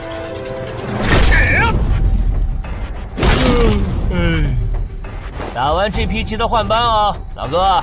好嘞。骷髅士兵不刷新了，看来并不是无限的。好消息是新人的压力小了，坏消息是我这样的老手完成任务更难了。这周围的骷髅士兵被咱们刷光了，换地方吧。受伤的人往后退，剩下的2人一组，交替清理从地里爬出来的骷髅士兵。再战40分钟，大家就可以回家了。好，亏我之前以为当冒险者有多难，结果就这儿啊！是啊，这些骷髅根本就没有那个老手渲染的那么危险。等这次结束，你也是个有名的冒险者。这些骷髅虽然弱，可不代表这地下城难度低。正相反，骷髅越弱，越说明地下城有极厉害的 BOSS。更让我烦的是，这地下城怪物也太少了。虽然我以老弱不宜参战为由，劝退了近半的冒险者，但是分到我这的怪物才4个。最后10分钟，这地下城难度肯定飙上。要是接下来10分钟都没有新的骷髅士兵刷出来，我就得自己想法子凑够剩下的6个骷髅士兵了。脱离任务做完了？嗯。你呢？还差几个？8个。把机会都让给他了吗？那你先回去吧，我们继续刷骷髅。等做完脱离任务以后，咱们3个在外面集合。10年来没有一个人通关。不止如此，这个地下城的幸存者们也非常奇怪，几乎所有的都是新人。怎么会有这么奇怪的地下城？正常不都是冒险者越强大生存率越高吗？因为这个地下城有一个被称为强者坟墓的机制。同样的脱离任务，新人的难度只有老手的1/10。当新人完成脱离任务离开的时候，实力远超冒险者的地下城 BOSS 会主动追杀冒险者。好多老手都栽在这机制上。朱德，快点察觉到，这个地下城的本质是，谁最先完成脱离任务，谁才能活下来的竞速比赛。好心的冒险者哥哥，护士姐姐，再见。拜拜。再见。等下遇到的骷髅士兵，我多分给你一点。你先完成脱离任务，和他在外面会合。好的。有人完成脱离任务出来了。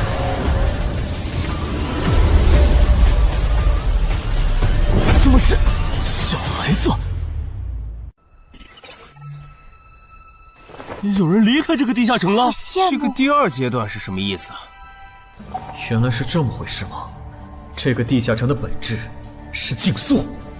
吕明、王志勇，你们2个跟我来。老弟，有个人完成脱离任务离开了，是不是那个叫陈海的人呢？不可能，先不说他还带着2个累赘，光冒险者们要杀的100个骷髅士兵就不好找。那会是谁呢？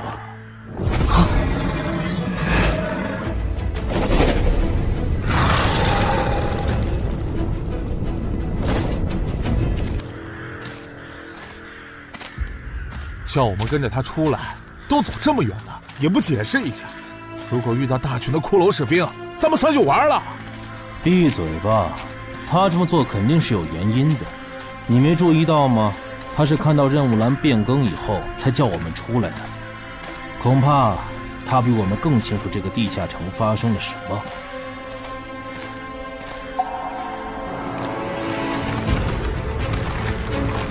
准备战斗！他们3怎么走得这么像咱们不管？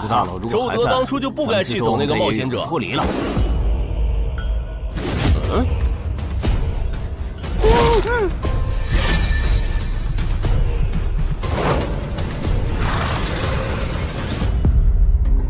周德、吕明，你们2个王八蛋，竟然拿我当挡箭牌，用完就丢！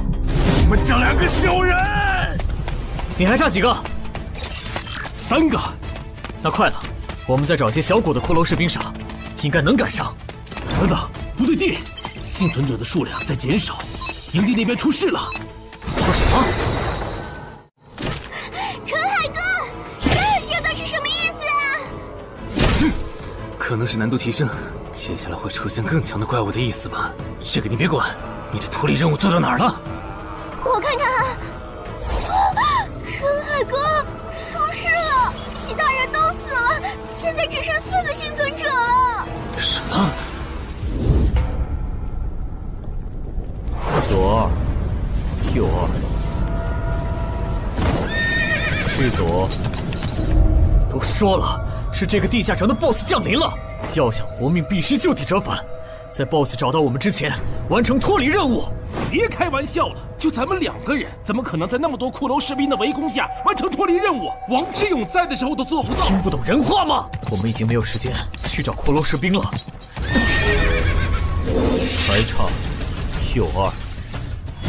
剑锋，救我！你好了吗？马上！陈海哥，好了。常先留下，你先走。可是，特效！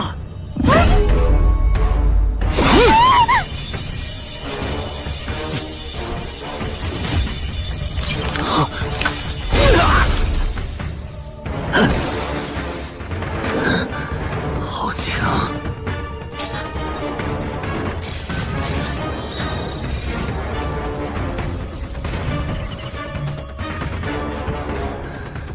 明白了吗？你留下来，只会碍事。我知道了，我去外面等你，你一定要活下来。好了，现在只剩下咱们2个，我猜你是不会放我走的，对吧？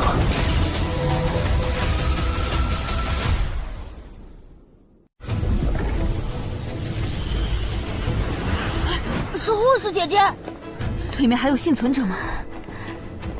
有，但是陈海先生他……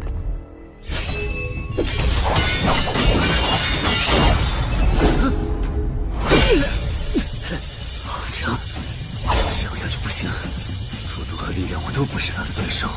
就算能大概猜出他下一步动作，可因为一直忙着抵挡，一次出错的话就得死。要走！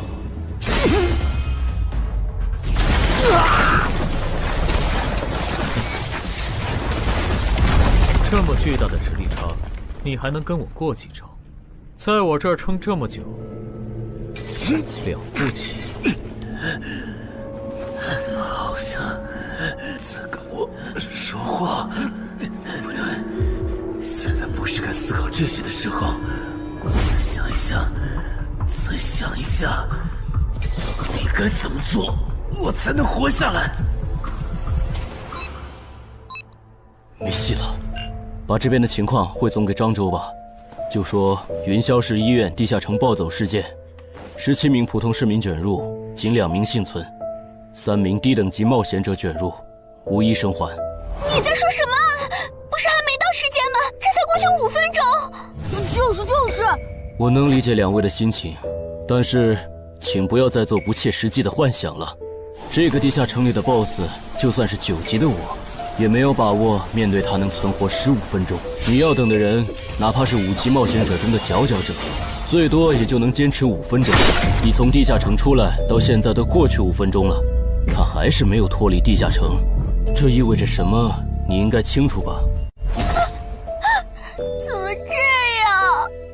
如果不是因为我们拖累了他的进度，护士姐姐，陈海先生肯定能活着离开这个地下城。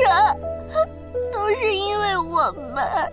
是啊，全都是因为你们。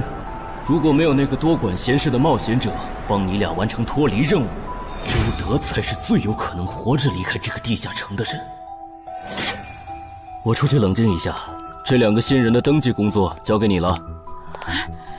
那这个地下城入口怎么办？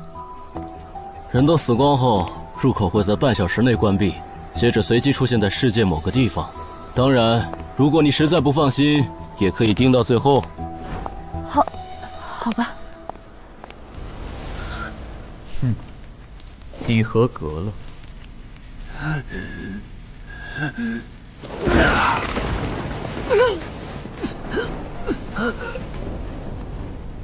我很期待你成为亡灵后的那一天。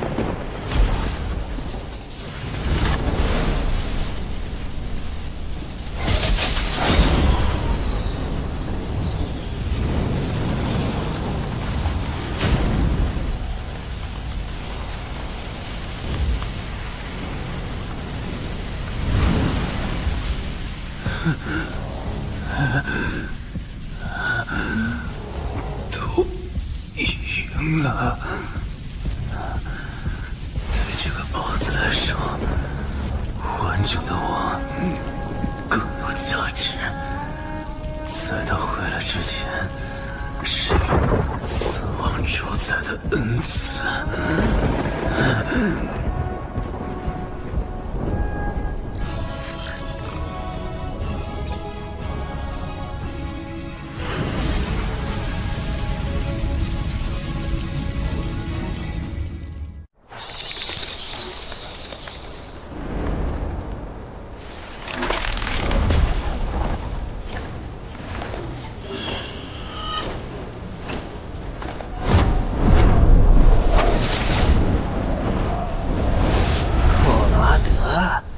不是被大军派去坟场征兵了吗？怎么回来了？白跑一趟，我还以为是谁激活了骸骨大军发出去的万念邀请函呢。我发现了一个有资格成为我的同僚的亲人，让他从零开始太浪费，我打算让大军把他变为预备役。同僚？坟场的冒险者最高才5级，这阶段的新人连合适的职业和称号都没确定，你就肯定他能跟咱一样成为传奇？他已经找到了合适他的职业和称号。这次真的太险了，如果不是那家伙主动走了，就算再给我一条命，我也完全没机会。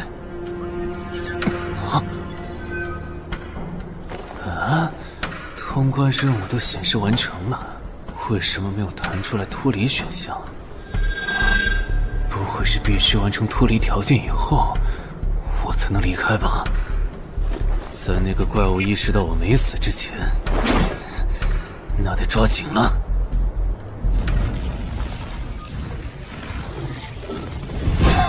没有关闭，这个地下城的入口还没关闭。澄海先生还在战斗，他还活着。我去找尚科长。周德死在地下城里，他姐知道后一定会迁怒同期的幸存者。如果处理不当，尚科长，怎么了？慌张成这个样子？那个地下城入口没有关闭，结束的时间明明已经到了，但是他还在。怎么可能？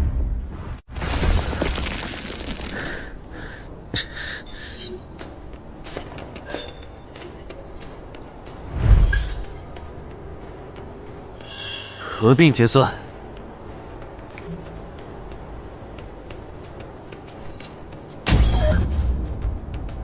原来那个亡灵骑士叫库罗德呀。不过，传奇级，坟场才5级，怎么会有这么超纲的 BOSS？ 说起来，这个地下城的 BOSS 强度这么高，以前真的有人通关过吗？尚科长，你看，尚科长，这地下城暴走后，超过关停时间仍然存在，怎么会这样呢？有2个可能：一，被卷入地下城的冒险者完成了通关任务，但却没有完成脱离任务；二，地下城升级。一定是第一种，一定是。不可能的，坟场很早以前就已经被世界冒险者协会定义为几乎无法被攻略级的地下城了。相比有人通关，我更相信是地下城内部发生了什么变化，导致地下城升级。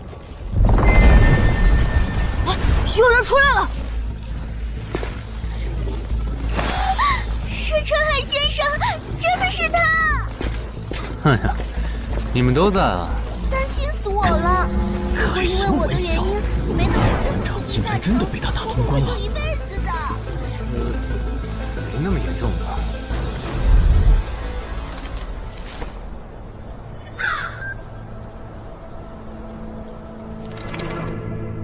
吴王，这是你驻守坟场以来第一次主动觐见吧？库罗德，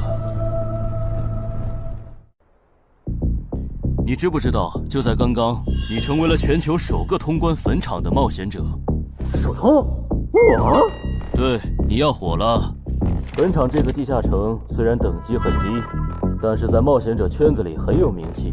你首通的经历应该会吸引到很多资本和散人工会的招揽，当然也包括官方。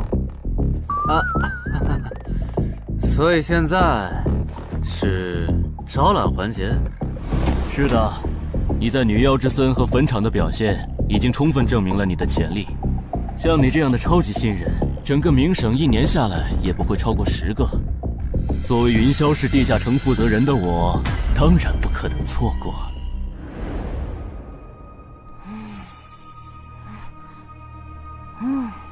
恩姐，你说那个叫双李的，是不是想抢走陈海哥的通关奖励啊？要不然他为啥要拉着陈海哥单独谈话？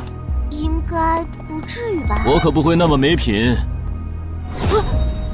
而且5级地下城的通关奖励，我根本看不上，好吗？哼，那可不好说。你不需要，不代表你家亲戚不想要。这死小鬼！啊，别乱说。我们在里面聊的久，是因为在谈加入冒险者协会以后的待遇问题。不是吧，陈海哥，你要当公务员？哈哈，感觉你好像对冒险者协会意见蛮大的。那倒没有，我就是觉得像陈海哥你这样强的人，完全可以像王自健那样自立门户，没必要受协会的规章制度束缚。王自健是谁？是不死冒险者里的男主。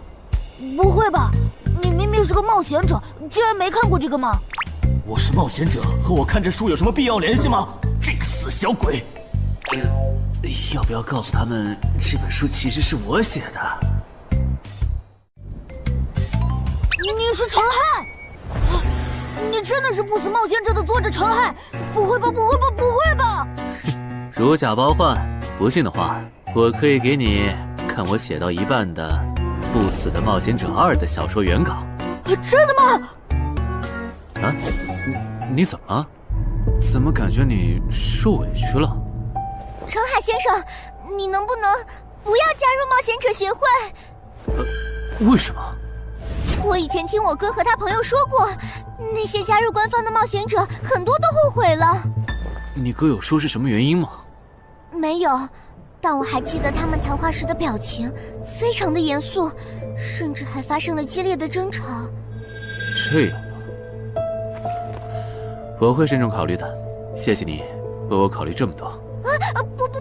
不，我才应该道谢。那个杀千刀的对我弟弟见死不救，你还把他放进来？少李，你是不是成了云霄市的负责人以后飘了，忘了自己是怎么上位的了？我没忘，我请他进协会不是为了护着他，他通关的地下城很特殊，过不了几天他就会被财团或大工会拉拢，好多事就不好办了。要是有潜力的成了官方冒险者，等他们跨过15级大关以后，到时候他们面临未知的危险，你是知道的。不行，那样太久了。他虽然有潜力，但不一定能突破15级变成传说。我要他下周就死。好吧，我知道了，那只能借刀杀人了。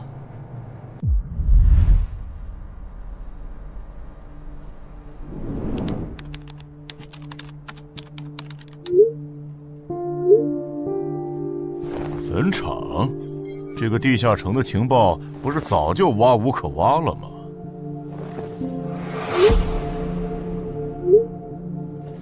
这样就可以了。你确定？5级地下城的首通奖励对普通人来说不算什么，但对6到10级的通缉犯来说那就不一样了。要是澄海的情报到了黑市，不出3天，闽粤2省的通缉犯都会跑到云霄市，这样就能给你弟弟报仇了。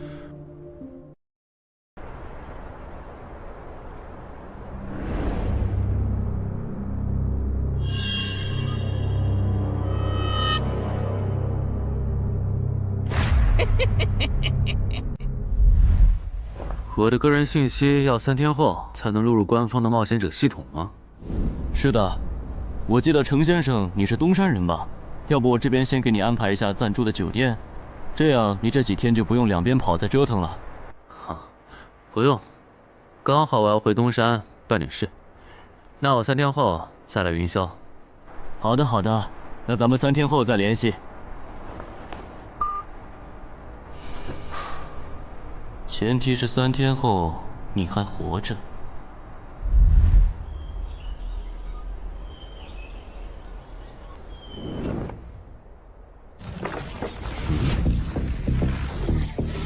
几天没见，怎么感觉这个地下城入口变得更大了？啊！准入等级6级，也就是说，这个地下城的等级现在介于6到10级之间了。我现在是5级，按照之前的升级速度，只需要再打1个到2个5级地下城，就能升到6级了。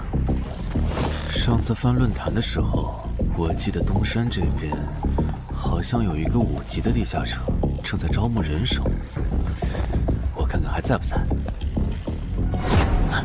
好耶，还在。你好，请问你们的招募条件是？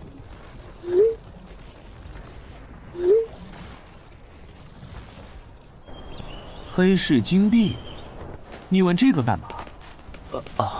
我闲着没事翻论坛，发现论坛上的冒险者彼此之间做交易时，使用的货币不是现金。冒险者之间做交易，除了用地下城入口和掉落物，就是用黑市金币当货币。黑市金币有什么特殊之处吗？为什么不能用现金交易？黑市金币是挑战10级以上地下城的主要收获。我以前问过安教练，他说这东西10级后有大用处，可具体咋用没跟我细说。原来如此。对了，等级没到10级的冒险者，一般是从哪儿弄到黑市金币的？我也想搞一些。新手的话，你可以试试把不用的掉落物拿到鬼市去卖。你要卖吗？要的话，我晚上可以带你去东山的鬼市。要，谢谢徐哥。东山这边的鬼市只有每周一的凌晨2点到4点有。你别看这边人很多，实际上只有1/10是冒险者，甚至更少。这些摊贩也是卖的东西真真假假，很容易上当受骗。听起来有点像古玩市场。差不多吧。总而言之，东西先别急着卖，多转转，弄清楚物价后再卖东西。我这边还有点事，就不陪你继续逛了。好的。看不出他这人还怪好的。好了，到我来扫荡了。小哥，来看看这件，可都是宝贝啊！瞧一瞧，看一看喽！精品装备，仅此一天，价高者得。小哥，来看看我的矿石啊！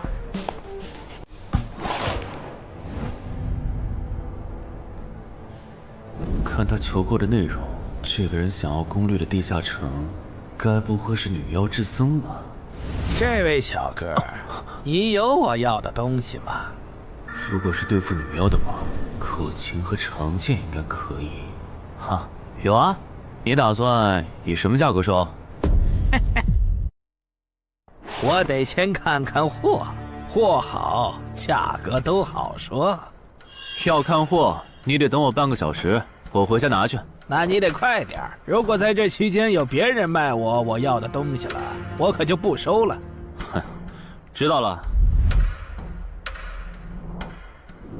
都在这里了。这个口琴确实可以吸引女妖，我可以给你6枚黑市金币。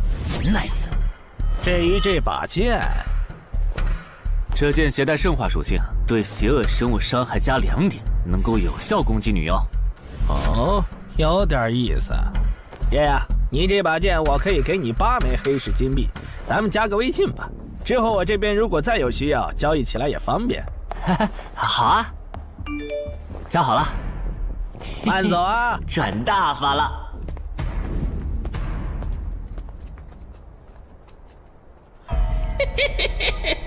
疏于防范了哟，坟场通关新人。唉，都过去1个多小时了，那个叫四海为家的怎么还没来？算了，不等了。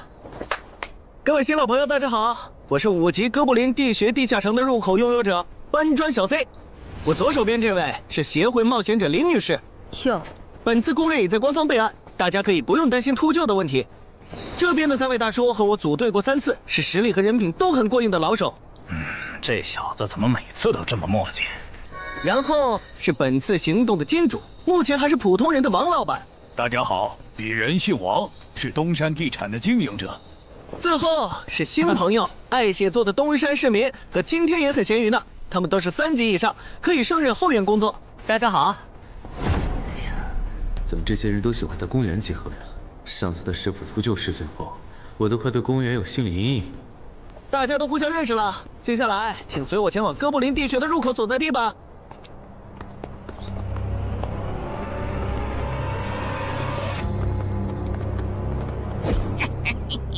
我就知道，他没用黑市金币购买装备，一定是用来换东山这边的低等级地下城的攻略门票了。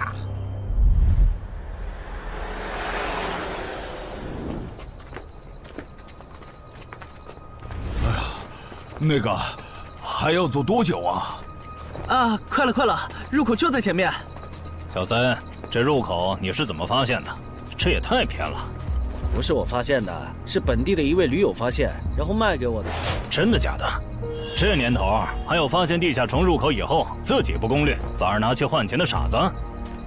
因为哥布林地穴对新手来说太难了，当时发现这个入口的驴友不止1个，但最后完成脱离任务活下来的就只剩下1个人了。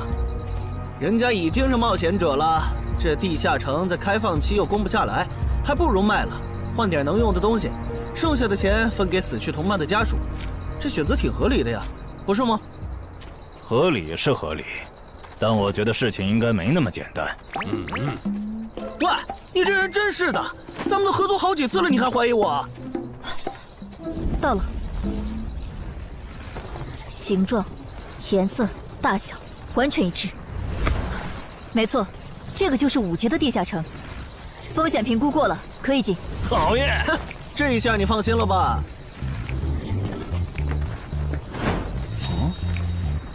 喂，我再跟你们说一遍啊，进了地下城，里面的哥布林归我们管，你们就负责保护王先生，都没意见吧？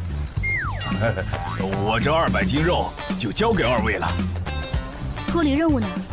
通关任务大家都一样，但如果我的脱离任务是狩猎哥布林，那我们会优先满足你的脱离任务，然后再考虑通关。这么容易就能拿到通关奖励，那我更没意见了。我也是。你们脱离任务是什么？杀死2只哥布林。哦，我的也是。看来咱们的任务类型都一样，只是数量上有差异。王老板，你放心，脱离任务是按冒险者等级来的，2到3级冒险者得进入地穴，4到5级冒险者要干掉一些哥布林。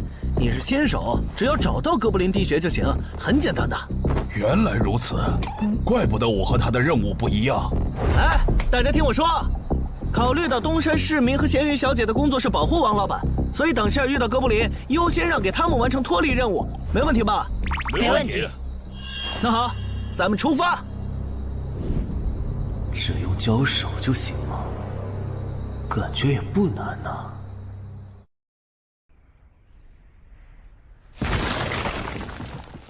这个你不要吗？不要，你杀了吧。这就是5级地下城里的怪物吗？感觉也没多强啊。那是因为现在遇到的都是小怪，真正难搞的 BOSS， 得深入地穴以后才能遇到。一般情况下，哥布林地穴的 BOSS 哥布林勇士，得3、5个老手一起上才能干掉。哦，原来如此。那如果这个地穴里有2只甚至更多的哥布林勇士，咱们能对付得了吗？那肯定是对付不了的。不过一个哥布林部落只会诞生1只哥布林勇士，目前全球就1对冒险者遇过双胞胎哥布林勇士，这种小概率事件咱们肯定碰不上。那我就放心了。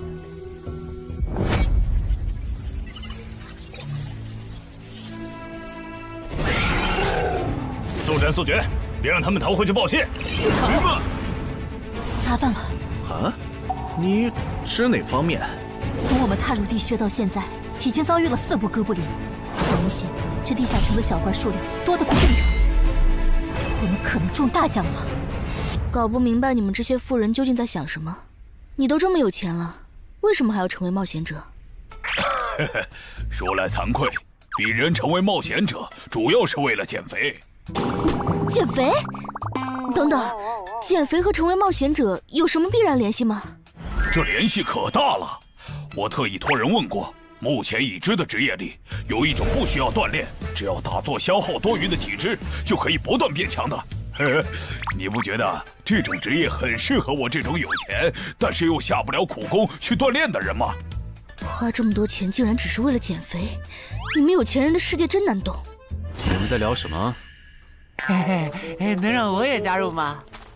哦呦，连锁子甲都准备了吗？程先生真专业。你之前进地下城的时候也穿的这一套？对啊，如果没有这套防具，我早就死在地下城里了。相反，我倒是很不理解，你们为什么不穿防具？搞定，换班了，下一波哥布林你们处理。行，接下来我们负责打头阵。评分机制，你不知道吗？在地下城内借助的外力越小，完成任务后得到的结算评级就越高。原来还有这种设定吗？我说你的脱离任务咋比我简单？原来是靠全副武装过了地下城。我看你到现在也没有几个有用称号，说白了，你就基础属性等级高些，跟新人比也强不到哪儿去。其实难搞，虽然知道野队不靠谱，但是没想到会这么不靠谱。8人组里竟然有2个新手要保护。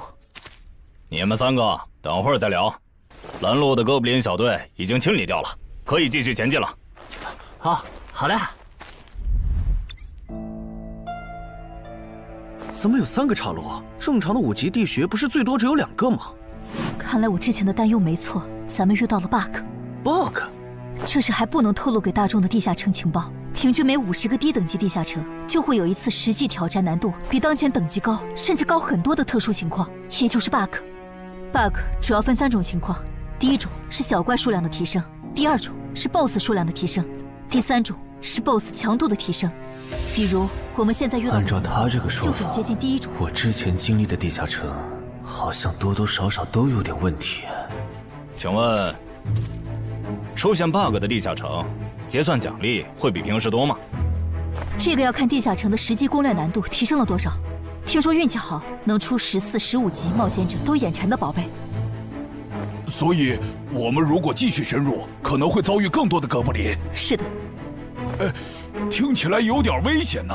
要不这次就算了，咱们回去吧。反正我也成为冒险者了。不能回。这个地穴的哥布林数量虽然变多了，但 BOSS 的强度没变化呀。我们只要把 BOSS 解决了不就行了？只要速战速决，在大多数哥布林发现我们之前，找到并杀死这个地下城的 BOSS， 其实和正常通关没多大区别。BOSS 的强度没变化，只是你的猜测。要是 BOSS 强度大幅提高，无法快速击杀，等他的援兵一来，咱恐怕就得被困死在这地下城了。所以就要放弃啊？这点风险都不肯担，那还不如尽早转职当后勤算了。这是一点风险，情报不足就去挑战等级比自己高的地下城，简直就是找死。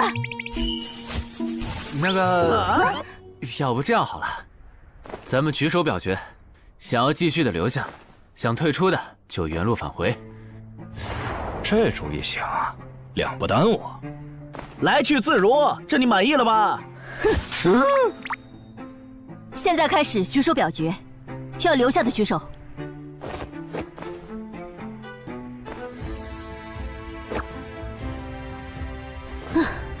所以说野队就是野队，完全没有封控意识。不是，你有毛病吗？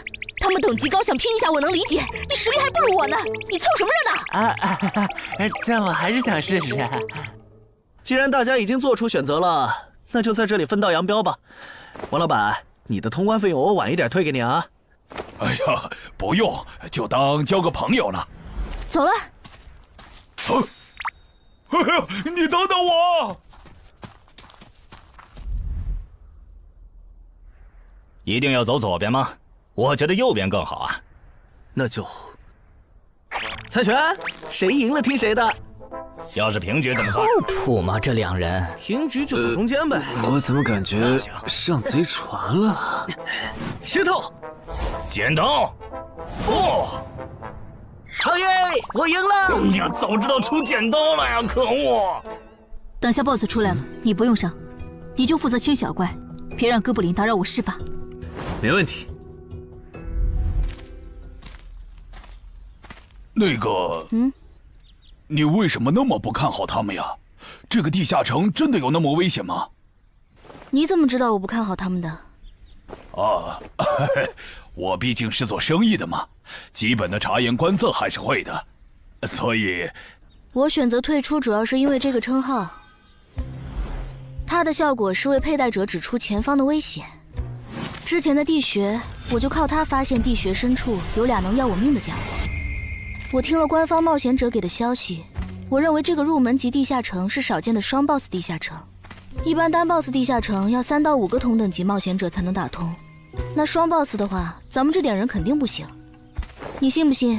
我要是跟他们把话说开了，明天情报商人那儿就会有我和我这称号的情报。为啥要我牺牲自己的利益去拦着他们作死？大家又不熟。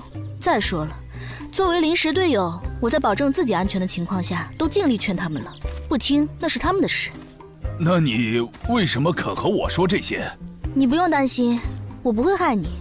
你又不在冒险者这行混，没必要为点情报费招惹我这种有潜力的人。说出来也没啥。哦，这样啊。怎么了？不能再继续前进了，外面有更致命的危险。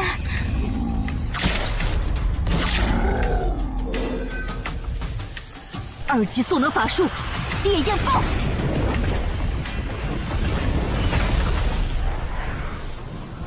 原来离开战前套给我的元素护甲是干这个用的呀！不愧是官方冒险者，虽然同为5级，但他的称号、职业、技能和装备都已经毕业了，而且还是最难凑齐的一套法系职业。干得漂亮！换班，下一波哥布林你们来处理。好的。啊？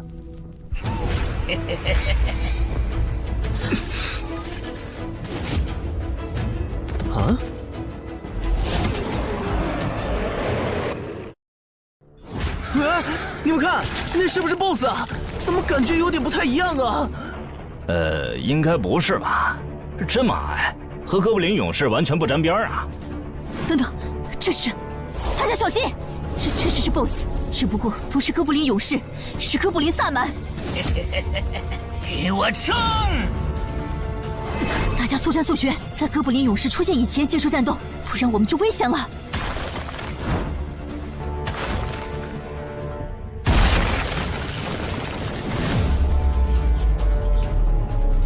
开什么玩笑？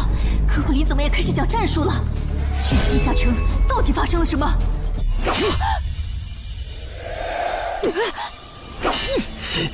快走，我来会会这家伙。林那边好像遇到麻烦了，你们出个人去帮忙。你在开玩笑吗？这么多哥布林，我们哪抽得出人手？快去帮他们呀！这边我一个人能行。可是，走啊！待在这儿，影响我发挥。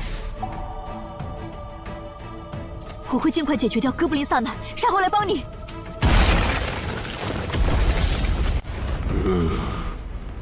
可不，现在没人能打扰我们了。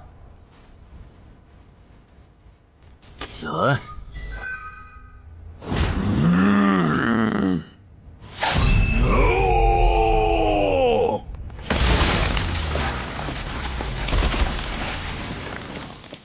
这个 BOSS 力量惊人，但太笨拙了。就算不用一步一杀，我应该也能躲过他的大部分攻击。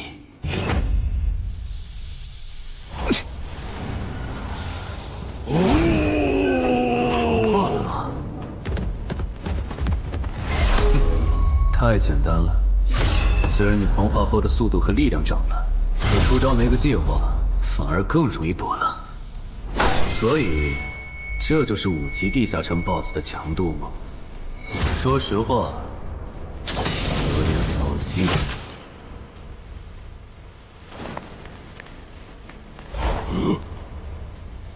你这种程度，连当我的开胃前菜都不配。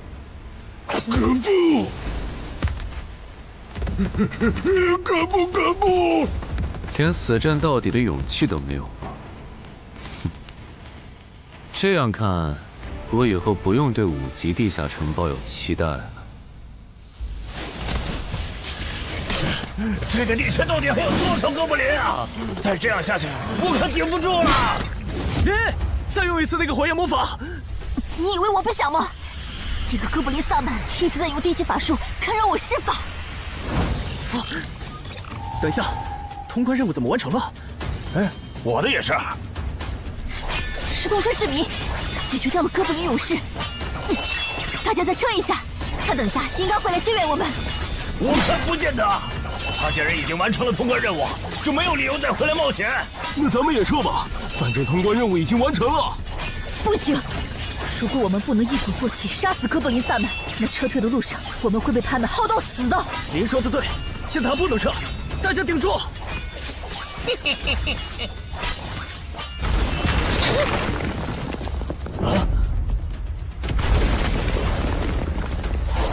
石头山市民。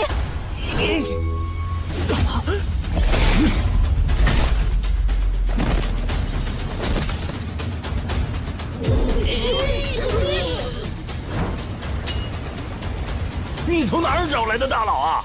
双 BOSS 地下城就被他一个人打穿了？不是我找的。关于我的事情，麻烦大家帮忙保守秘密啊！明白。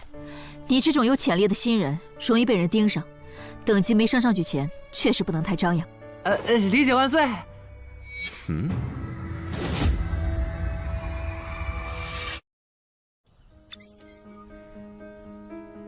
不能出去，外面有更致命的危险。啊，更致命的危险？就是有一个危险程度远比双 BOSS 大的冒险者守在外面，我们出去就会被杀。那怎么办？回去找其他人，说服他们一起抱团冲出去。你们竟然把2个 BOSS 都杀了！这俩可都是他一个人干掉的，我们都没出多少力。怎么是他？我之前明明用称号确认过，他威胁不到我。等等，你怎么知道这个地下城有2个 BOSS 的？难道你刚刚一直躲在我们身后偷看？那倒没有，在你们遇到 BOSS 以前，我们就已经走到出口了。之所以知道这个地下城里有2个 BOSS，是因为我的这个称号，他能帮我找出前面对我有威胁的存在。我就是靠他才知道这地下城有俩 BOSS 的。不是吧？你有这么好用的称号，你之前不提醒我们？我是没有直接提醒，但我有劝过你们不要继续深入地穴吧。那你为什么又折返回来？因为出口那边有一个比双 BOSS 更强、敌意更浓的高等级冒险者在堵门。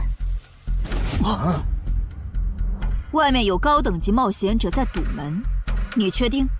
确定。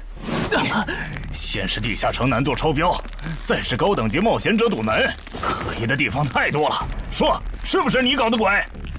不是我，不信咱们签单项契约确认。等等，堵门的高等级冒险者，不会是那个爽约没来的四海为家吧？那个，我想问一下，你的称号可以预知危险，那如果我对你流露出杀意，你能判断我和堵门的人谁更强吗？能。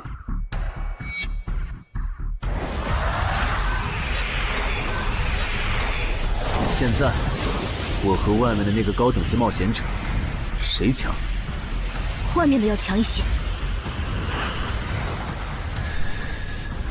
明白了。那摆在我们面前的，就只有一条路了。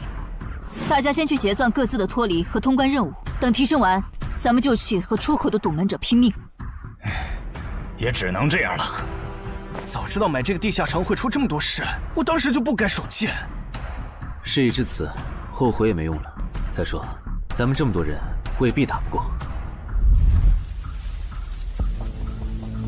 这都多久了，怎么还没人出来？那个通关坟场的小子不会死里边了吧？你有没有兴趣？不好意思啊，我想再考虑一下。没想到第一次进入地下城就让你遇到这种事，实在不好意思啊。结算出来了，这次没有掉落史诗级奇物，看来双 BOSS 的地下城难度也远不如坟场了。感觉下一个地下城可以跳过6级，直接尝试7级了。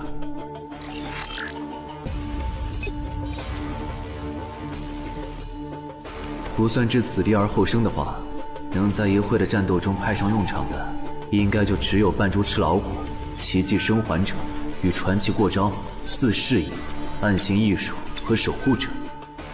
与传奇过招这技能比置死地而后生差点，能让我状态拉满，但要扣4力量、4敏捷、2感知。至于暗行艺术，应该是和扮猪吃老虎搭配，靠扮猪吃老虎走到目标的视野盲区，然后换暗行艺术逐渐接近目标，最后再切到置死地而后生，从而打出完美的偷袭。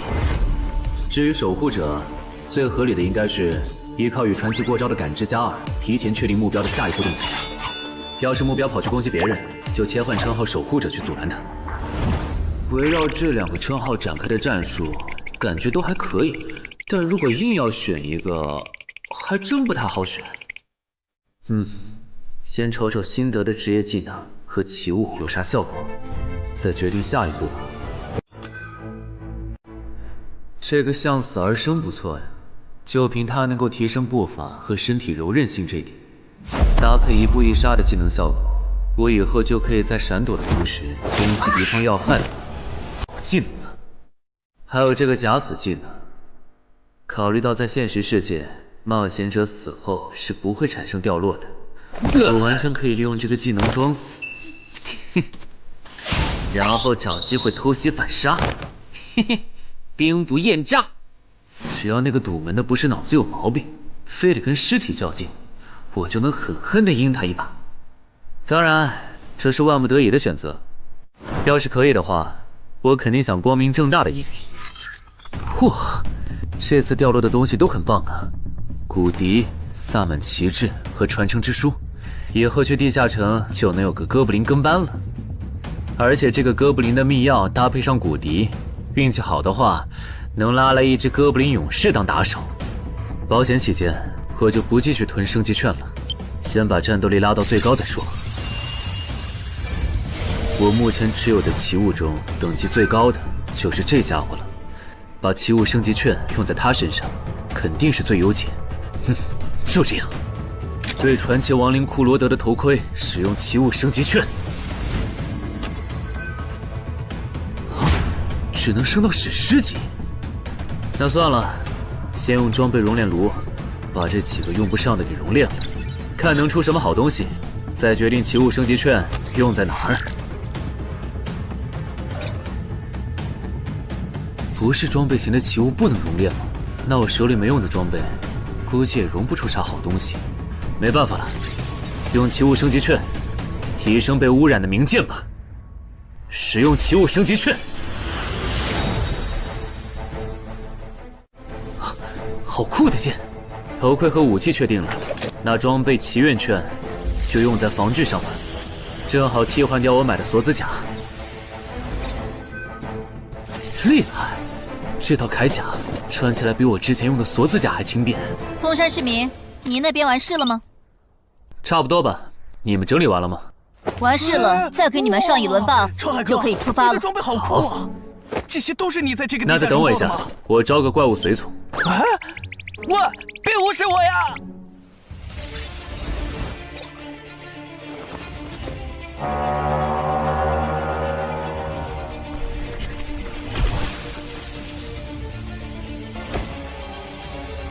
哥布林，你招个这样的怪物随从，没什么意义吧？这小东西连半个战力都算不上，不帮倒忙就不错了。别急，我还没完事。接着，喝了它。不！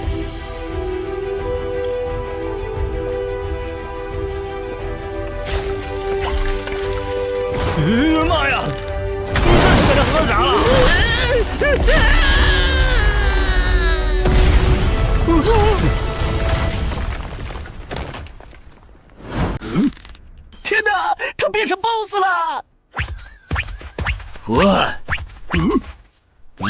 那边有适合你的衣服和兵器，自己拿吧。你的随从不会失控吧？毕竟是 BOSS 级别的哥布林。不知道，不过你可以让他用称号看看这只哥布林对我们有没有敌意。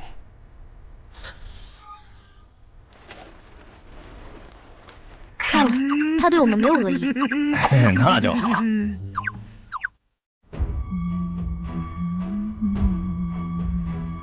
法师护甲以及属性强化，胸之坚韧。好厉害，体质竟然加强了2点。属性增益只有1个小时。法师护甲能给没穿护甲的地方加点防护，虽说比不上你身上这套的防护力，不过有总比没有强。我呢？好耶！你没事吧？没事，休息一会儿就好。嘿嘿，终于出来了！啊，怎么还混进去了一只哥布林勇士？说好的有人在出口堵门呢，这也没有啊。估计是藏起来了，你用称号看一下他在哪儿。好。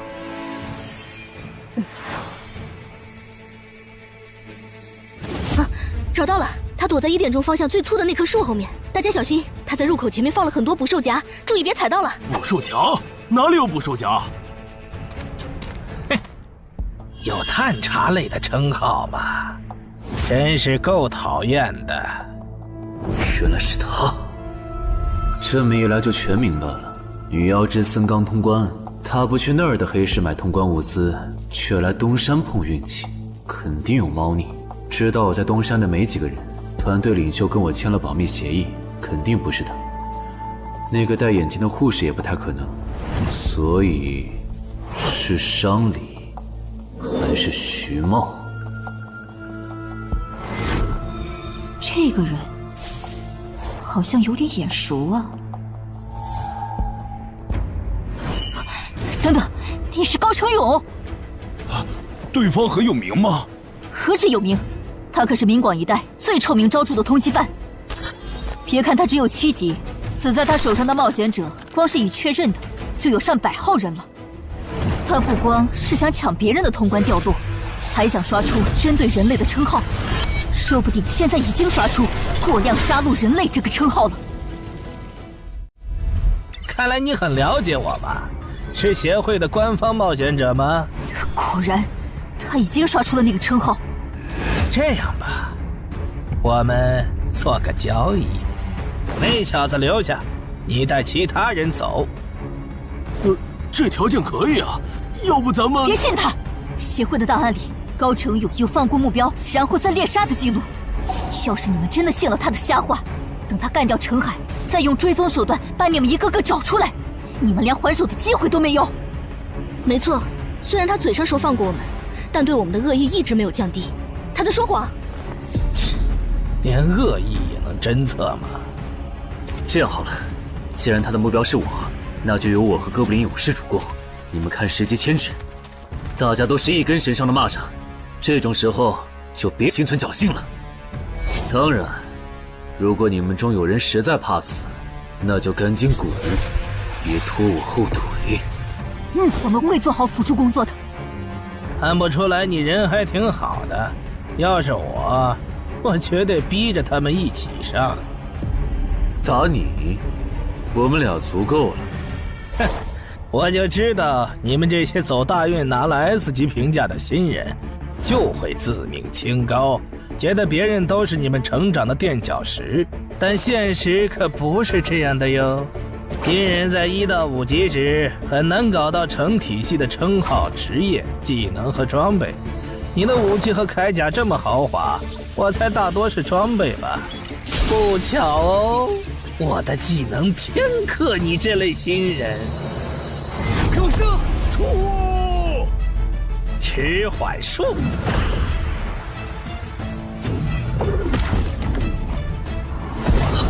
速度变慢了。这一晃，迟缓术可不只是速度变慢而已。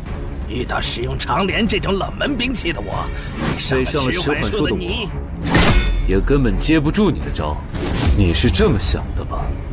很遗憾，如果你就只有这点东西的话，那很不幸的告诉你，今天你踢到铁板了。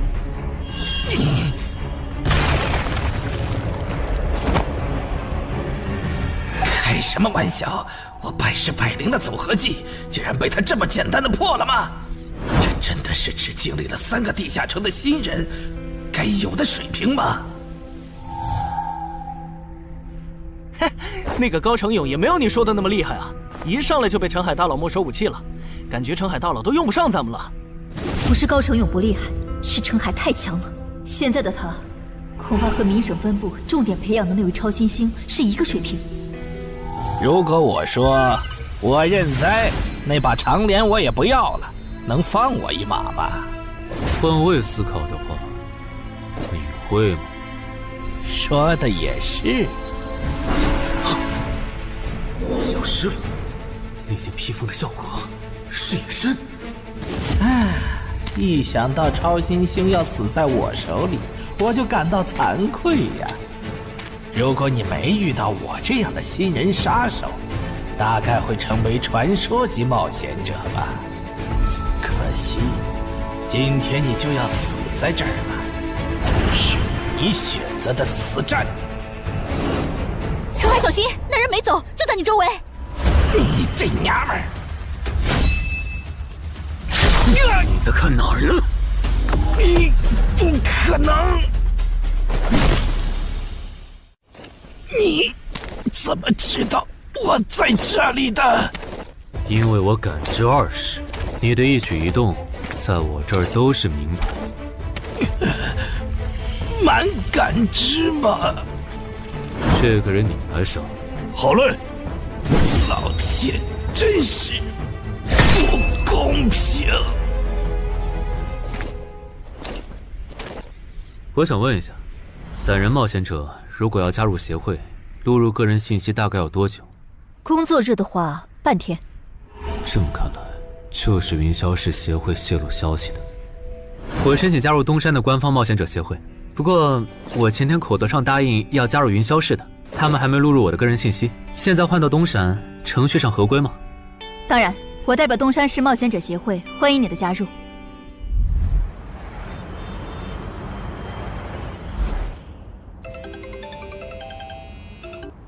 喂，我考虑了一下，还是决定不成为云霄市的官方冒险者了。为什么？你的个人信息明天就能录入进系统了，怎么又变卦了？哈，因为我刚刚除掉了一个 A 级通缉犯，叫高成勇。东山的冒险者协会知道后，邀请我成为本地的官方冒险者。这样嘛，也挺好，成为家乡的官方冒险者，做事会更方便一些。对，我也是这样想的。那我挂了。以后常联系。废物，都是废物！你那边说完了？说完了。哎，你怎么还没走？因为林姐也邀请我加入东山的冒险者协会了，等下要和你一起录入个人信息。这样啊？说实在的，你也被协会邀请加入，我都有点怀疑官方冒险者头衔的含金量了。我不就是在地下城的时候嘴了你几句吗？至于这么阴阳怪气吗？小心眼！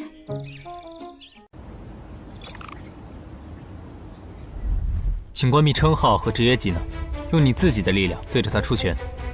好。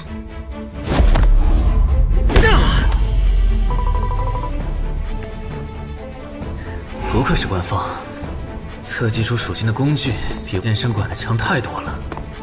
12点，那我呢？他们测完了吗？测完了，他的力都是12。17点，只有12吗？这跟他之前的表现差太远了，我以为他至少14甚至15呢。只有12点却能杀掉9级的高成勇，主流的职业称号肯定够大。等我激活了职业和称号，再测一次，肯定压过你。陈海先生，你的个人信息已经录入了，这是你的证件。这么快？特事特办，你可是以1级之力打穿了双 BOSS 地下城，还单枪匹马完胜高成勇。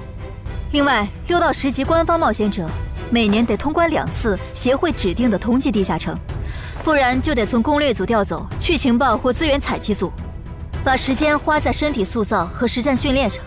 半年通关一个地下城就行。没问题。还有就是，总部时不时会有借调任务，借调时你表现出色就有奖励，奖励能换协会里的称号线索、转职证书和奇物。不过一般只有9级以上的冒险者才会被借调，你暂时不用考虑这些。有一个问题。你说。称号线索是什么？称号线索是总结好的称号获得办法，你回去用证件 UID 登内网，看看协会称号图鉴里有没有你喜欢的。要是手里有没用的奇物或图鉴里没有的称号线索，就卖给协会，换自己想要的东西。了解。对了，你打算什么时候遣散你的随从？啊？不能在这边养吗？我这只哥布林骨笛是随机召唤哥布林啊，送回去的话，下次召来的可能就不是这只了，那我不就亏了一瓶秘药吗？这你不用担心，除非你的哥布林勇士在那边的世界战死，或者你打算随机召唤别的哥布林。原来如此。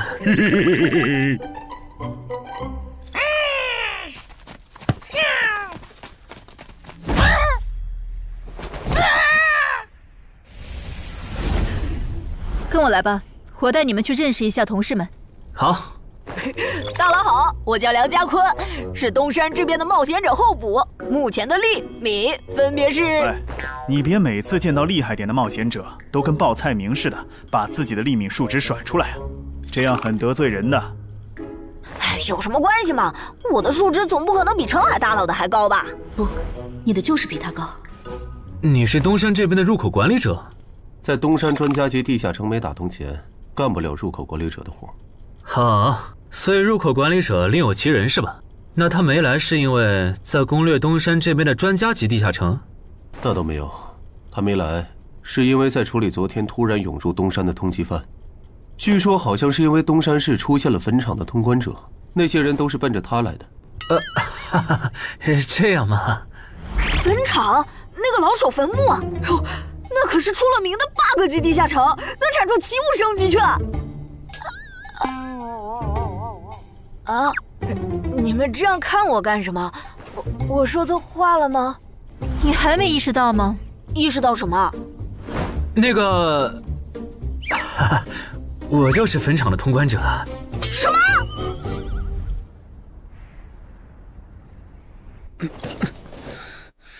虽然已经说好这段时间把精力用在属性提升和恶补地下城知识上，但家里这个入口，我还是想有始有终。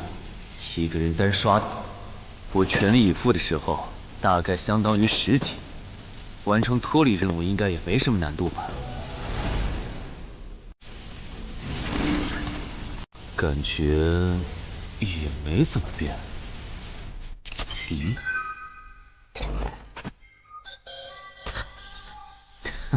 原来冒险者面板还能升级吗？那是不是等11到16级的时候，我的面板还会有变化？怎么感觉升到6级后的限制反而变多了？等升到11级，不会还来一些新的限制吧？就先这样，搞定。账号弄完了，让我看看这次的脱离任务是什么。脱离任务从单选变成2选1了，这对不打算通关的冒险者来说倒是个好消息。不过，豺狼人，原来这片森林除了鱼人以外，还有别的怪物吗？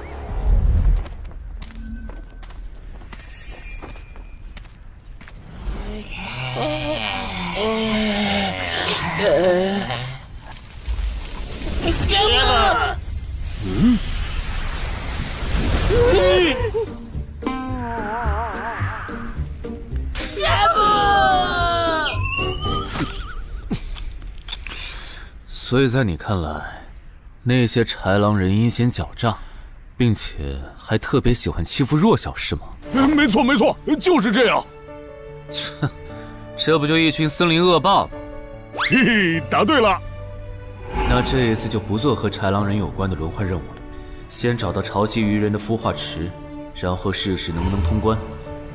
好了，我要问的问完了，你可以回去了。什么？我不要！你不想回去？是的。好吧，你留下来也行。好耶，好耶！但我先说好，这个地下城的挑战等级是7级，你悠着点。放心吧，我很强的。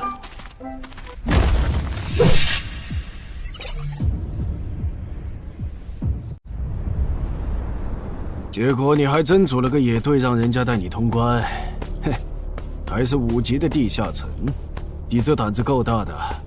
嘿嘿，其实还好啦，虽然中间出了一些意外，但也因祸得福，认识了2位很有潜力的冒险者哦。你这就是幸存者偏差。那些散人如果靠谱，我儿几就不会死在地下城里。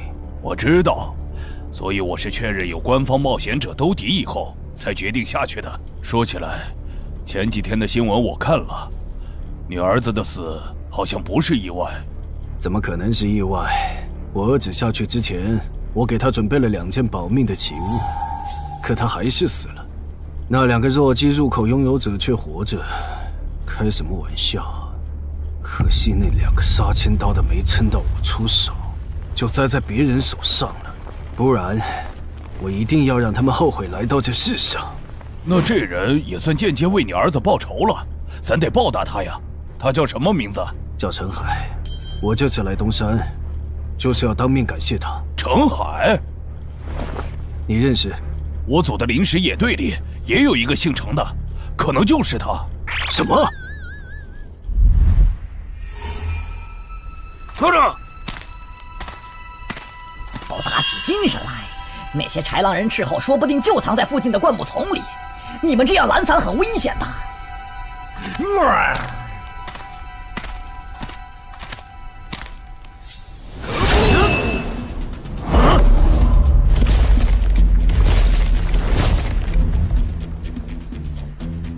话说，你会说他们的语言吗？当然，需要我帮忙翻译吗？先不，我有一个能在这种场合上派上用场的奇物，如果它不好用，我再找你。你们的孵化池在哪儿？告诉我，我可以留你们一。你以为我会出卖我的族群吗？绿皮傻大个的小跟班儿！中你们就杀了我！队长死了，别得意，领军大人会为我们报仇的，咕噜。在湖底有一个水下洞穴，穿过洞穴会抵达一个天然的地下洞窟，我们的孵化池就在那里。你吞吐，咕噜！这只留他一命，挂树上，之后咱们去找湖。你跑那么远干什么？人类果然都不是好东西。那个冒险者很强。不好，是白战的霍格。去通知游击队，把湖里的鱼人引出来，给这个冒险者创造破坏孵化池的机会。好的，霍格老大。至于你，哇，这湖比之前用无人机航拍的时候感觉还大。得先找到水下洞穴，然后游好久才能到孵化池。就这要求，能把99%的冒险者都给淘汰掉。不过好在我有海之炎能水下呼吸，虽然不会游泳，但头盔里有库罗德水下战斗的经验。老大，我不会游泳，我可不可以先回去啊？你不会游泳？行吧，那我先送你回去。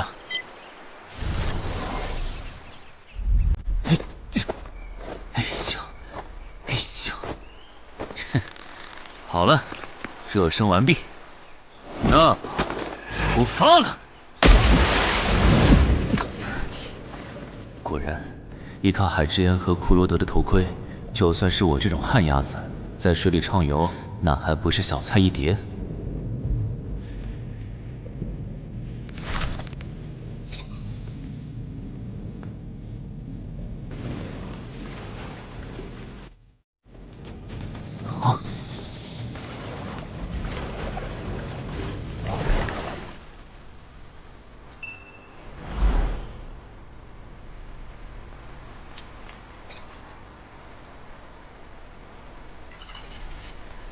常驻脱离任务完成了，看来这里就是鱼人的孵化池了。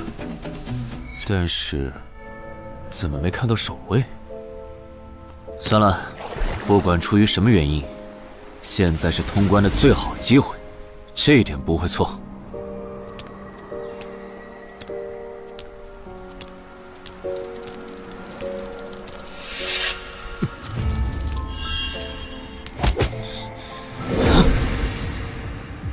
就一个咕噜，有点不够分呐，咕噜。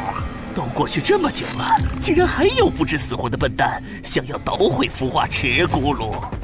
是啊，不过没想到的是，这次来的竟然不是豺狼人，而是人类啊，咕噜。原来守卫一直藏在上面吗？1对4，他们应该不会给我穿装备的时间，用至死地而后生，速战速决吧。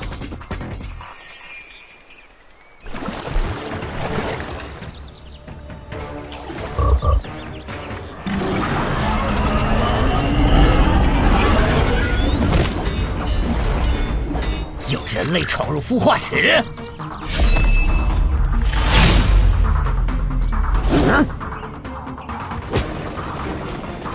霍格老大，鱼人撤了，应该是湖里的鱼人哨兵发现那个人类冒险者了。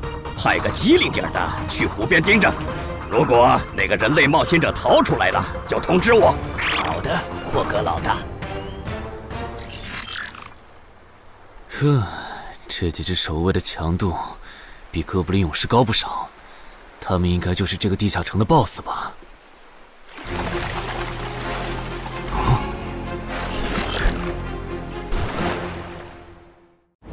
6到10级这个阶段的地下城 BOSS， 通常可以划分为团队增益型和个体高战型2类。前者实力一般，但可以为同种族个体提升综合实力。独狼面对这种类型的 BOSS， 几乎很难靠一己之力通关。每次上我的课，你不是翘课就是打哈欠，怎么？我的课有那么无聊吗？但你今天讲的内容之前不是讲过吗？你要是说点11级以后的常识，我说不定会认真听。你以为我喜欢讲这些？还不是因为你们这些莽夫 ！CJ 的超新星不自大，不单人去调高等级地下城，就不会被 BOSS 弄死。公司也不会把我临时叫过来跟你们突击补课了。什么？顺治死了？是啊，你这几天没上论坛吗？大家都吵翻天了，说他的死浪费了 CJ 对他的投资。哼，这我还真不知道，到底怎么回事？你快和我说说。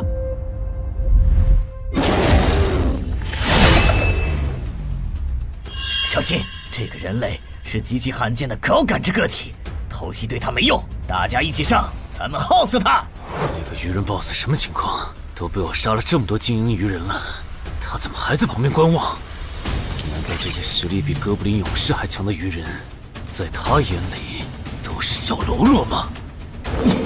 这个人类的实力和霍格好像差不多，好在他是一个人来的，可以用数量耗死他。这样的杀戮速度，等精英怪把他体力耗得差不多了，剩下的精英种恐怕也没多少了。到那时，霍格如果察觉到我方兵力空虚的话，恐怕……算了，还是冒一点险吧。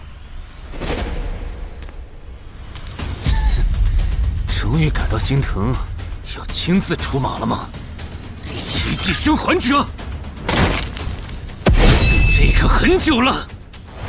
禁军大人小心，这个人类冒险者和霍格一样强。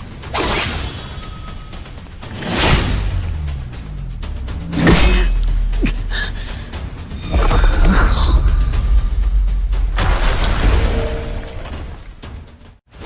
领军大人，别管我，他伤得更重，还不擅长水下作战。就算没我帮忙，你们也能轻松杀掉他。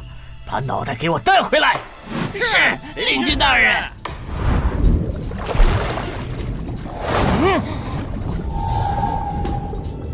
那个人类不是重伤了吗？他咋能这么快逃到这儿，还迅速干掉鱼人哨兵的？他是被人潜到身后，然后一招毙命的。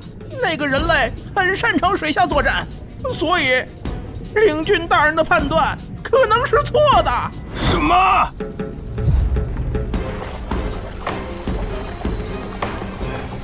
死，总算活着逃出来了。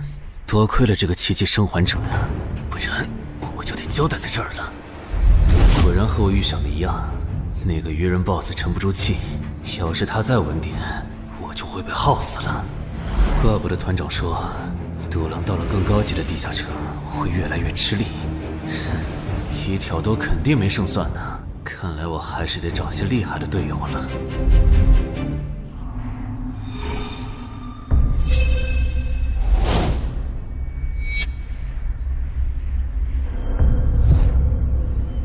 那个人类冒险者活着回来了，他现在是什么状态？我不敢靠得太近，怕被发现，但可以确定他伤得很重。嘿嘿，重伤的冒险者嘛。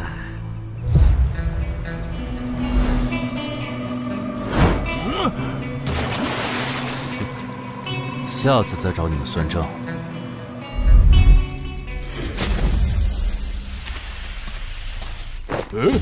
已经结束了。失败了，孵化池里的鱼人太多了，我一个人杀不完。我刚才翻了下你们的传承之书，如果你的战斗累积到一定场次，会升阶为更高等级的百战哥布林。以后你就用这把剑斩杀和你实力差不多的地下城怪物。等你成为了百战哥布林，这剑对你没啥用的时候再还给我。那您用什么？哼，我用这个。啊，对了，你以后得练一下游泳了。后面我还要再打一次这个地下城，到时你得出力。好吧。这一定是豺狼人干的。激活技能，与死亡共舞。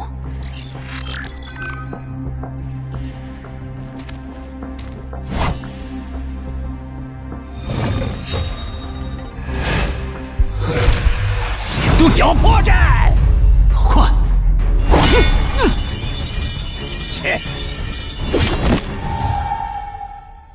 豺狼人！还好为了以防万一，把感知拉到20，不然刚才这只豺狼人就得手了。切！这个人类不是受重伤了吗？可他刚才的动作根本就不是重伤之人能做出来的。他不会是在钓鱼吧？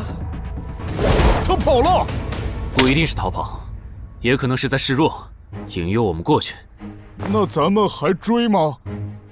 如果追过去的话，感觉很可能会进了他们的包围圈。算了，不追了。等找到足够强的队友，做了充分的准备以后，咱们再回来和他算账。好的。哎呀，没想到6到10级的地下城的难度会比5级的高那么多。下次得提前掌握好情报再去通关，不然风险确实太大了。是任务结算呢。哼，说起来，这一次我虽然没有通关，但宰了那么多鱼人，怎么说也该有个 A 吧。水产过敏怎么了？不对，你怎么知道我水产过敏的？还有啊，我是人，你给我一袋动物口粮是什么意思啊？就算他吃不完，这会难吃。什么？他加入东山的冒险者协会了！你给我站住！你当初是怎么信誓旦旦的跟我说他死定了的？连高成勇都栽在他手上了，我能怎么办？听你这意思，我弟弟的仇你是不打算管了呗？哼，也是，你已经靠我爷爷成了云霄市入口管理人，上了岸的你哪能冒着被革职的风险对隔壁市的超新星下黑手呀？我真是看错你了，早知道爷爷当初留下来的资源就该用在周德身上。你干什么？转手我爷爷留下来的遗物啊！我弟弟死了你不帮忙，那我就把你想要的遗物给能给我报仇的外人了。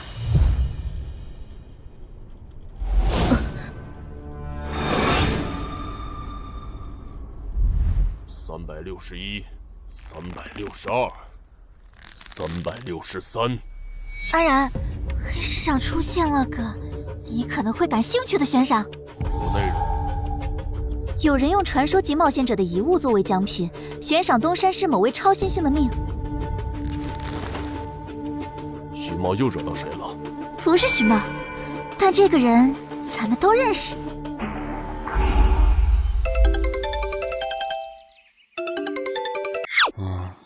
哇！陈海哥，你被人盯上了。我知道呀，这问题不是已经解决了吗？这次不一样，有人在网络黑市高价买你的命。哎呀，你别不当回事！发出这则悬赏的人出价很离谱。我哥说，如果不是你救过我，他说不定也要分一杯羹。具体怎么回事？你再详细说一下。就是我哥他们在网络黑市上看到。还真有你的悬赏。能查出来是谁发的吗？不用查，就从这则悬赏的报酬反推，发出者大概率是已故的传说级冒险者周建明的直系亲属。你怎么和他们结上仇的？他们为了你把遗物都掏出来了。不知道，我都没听过这个人啊。行吧，那我现在联系老大，让他说服对面撤掉这则悬赏。如果是误会的话，看能不能让老大组个局帮你澄清一下。好的，那拜托了。对了，这几天你就待在协会吧。传说级冒险者的遗物一定会吸引很多人铤而走险。被人捷足先登了？不对，这里似乎没发生战斗。看来那个叫程海的，当时应该在攻略自己家里的地下城。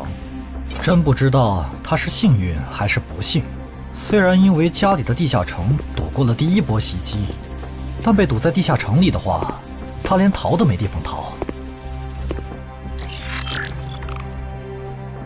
除了我和目标以外，这个地下城还有4个人，不知道是敌是友。你卑鄙！哪有你们人类有病？我不就派了个斥候守在出口吗？至于让你们杀过来吗？搞得我现在受伤不说，手底下的兵也被消耗的差不多了。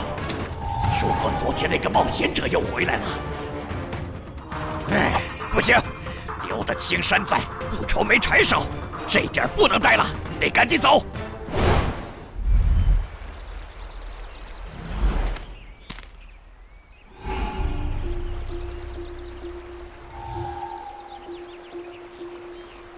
3个猎人，也就是说，目标那边顶多只有1个同伴吗？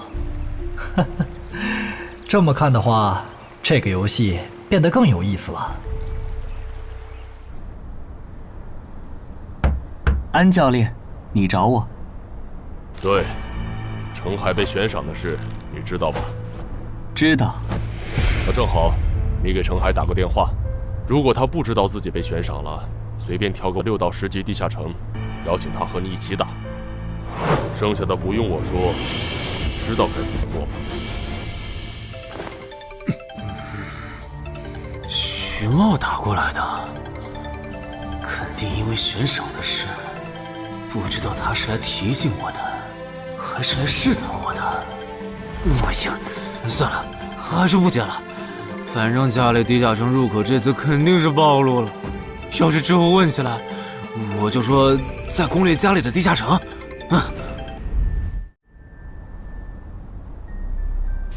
咱们来晚了，那个叫程海的，应该是被前面的人逼进这个地下城里了。我们还进去吗？进。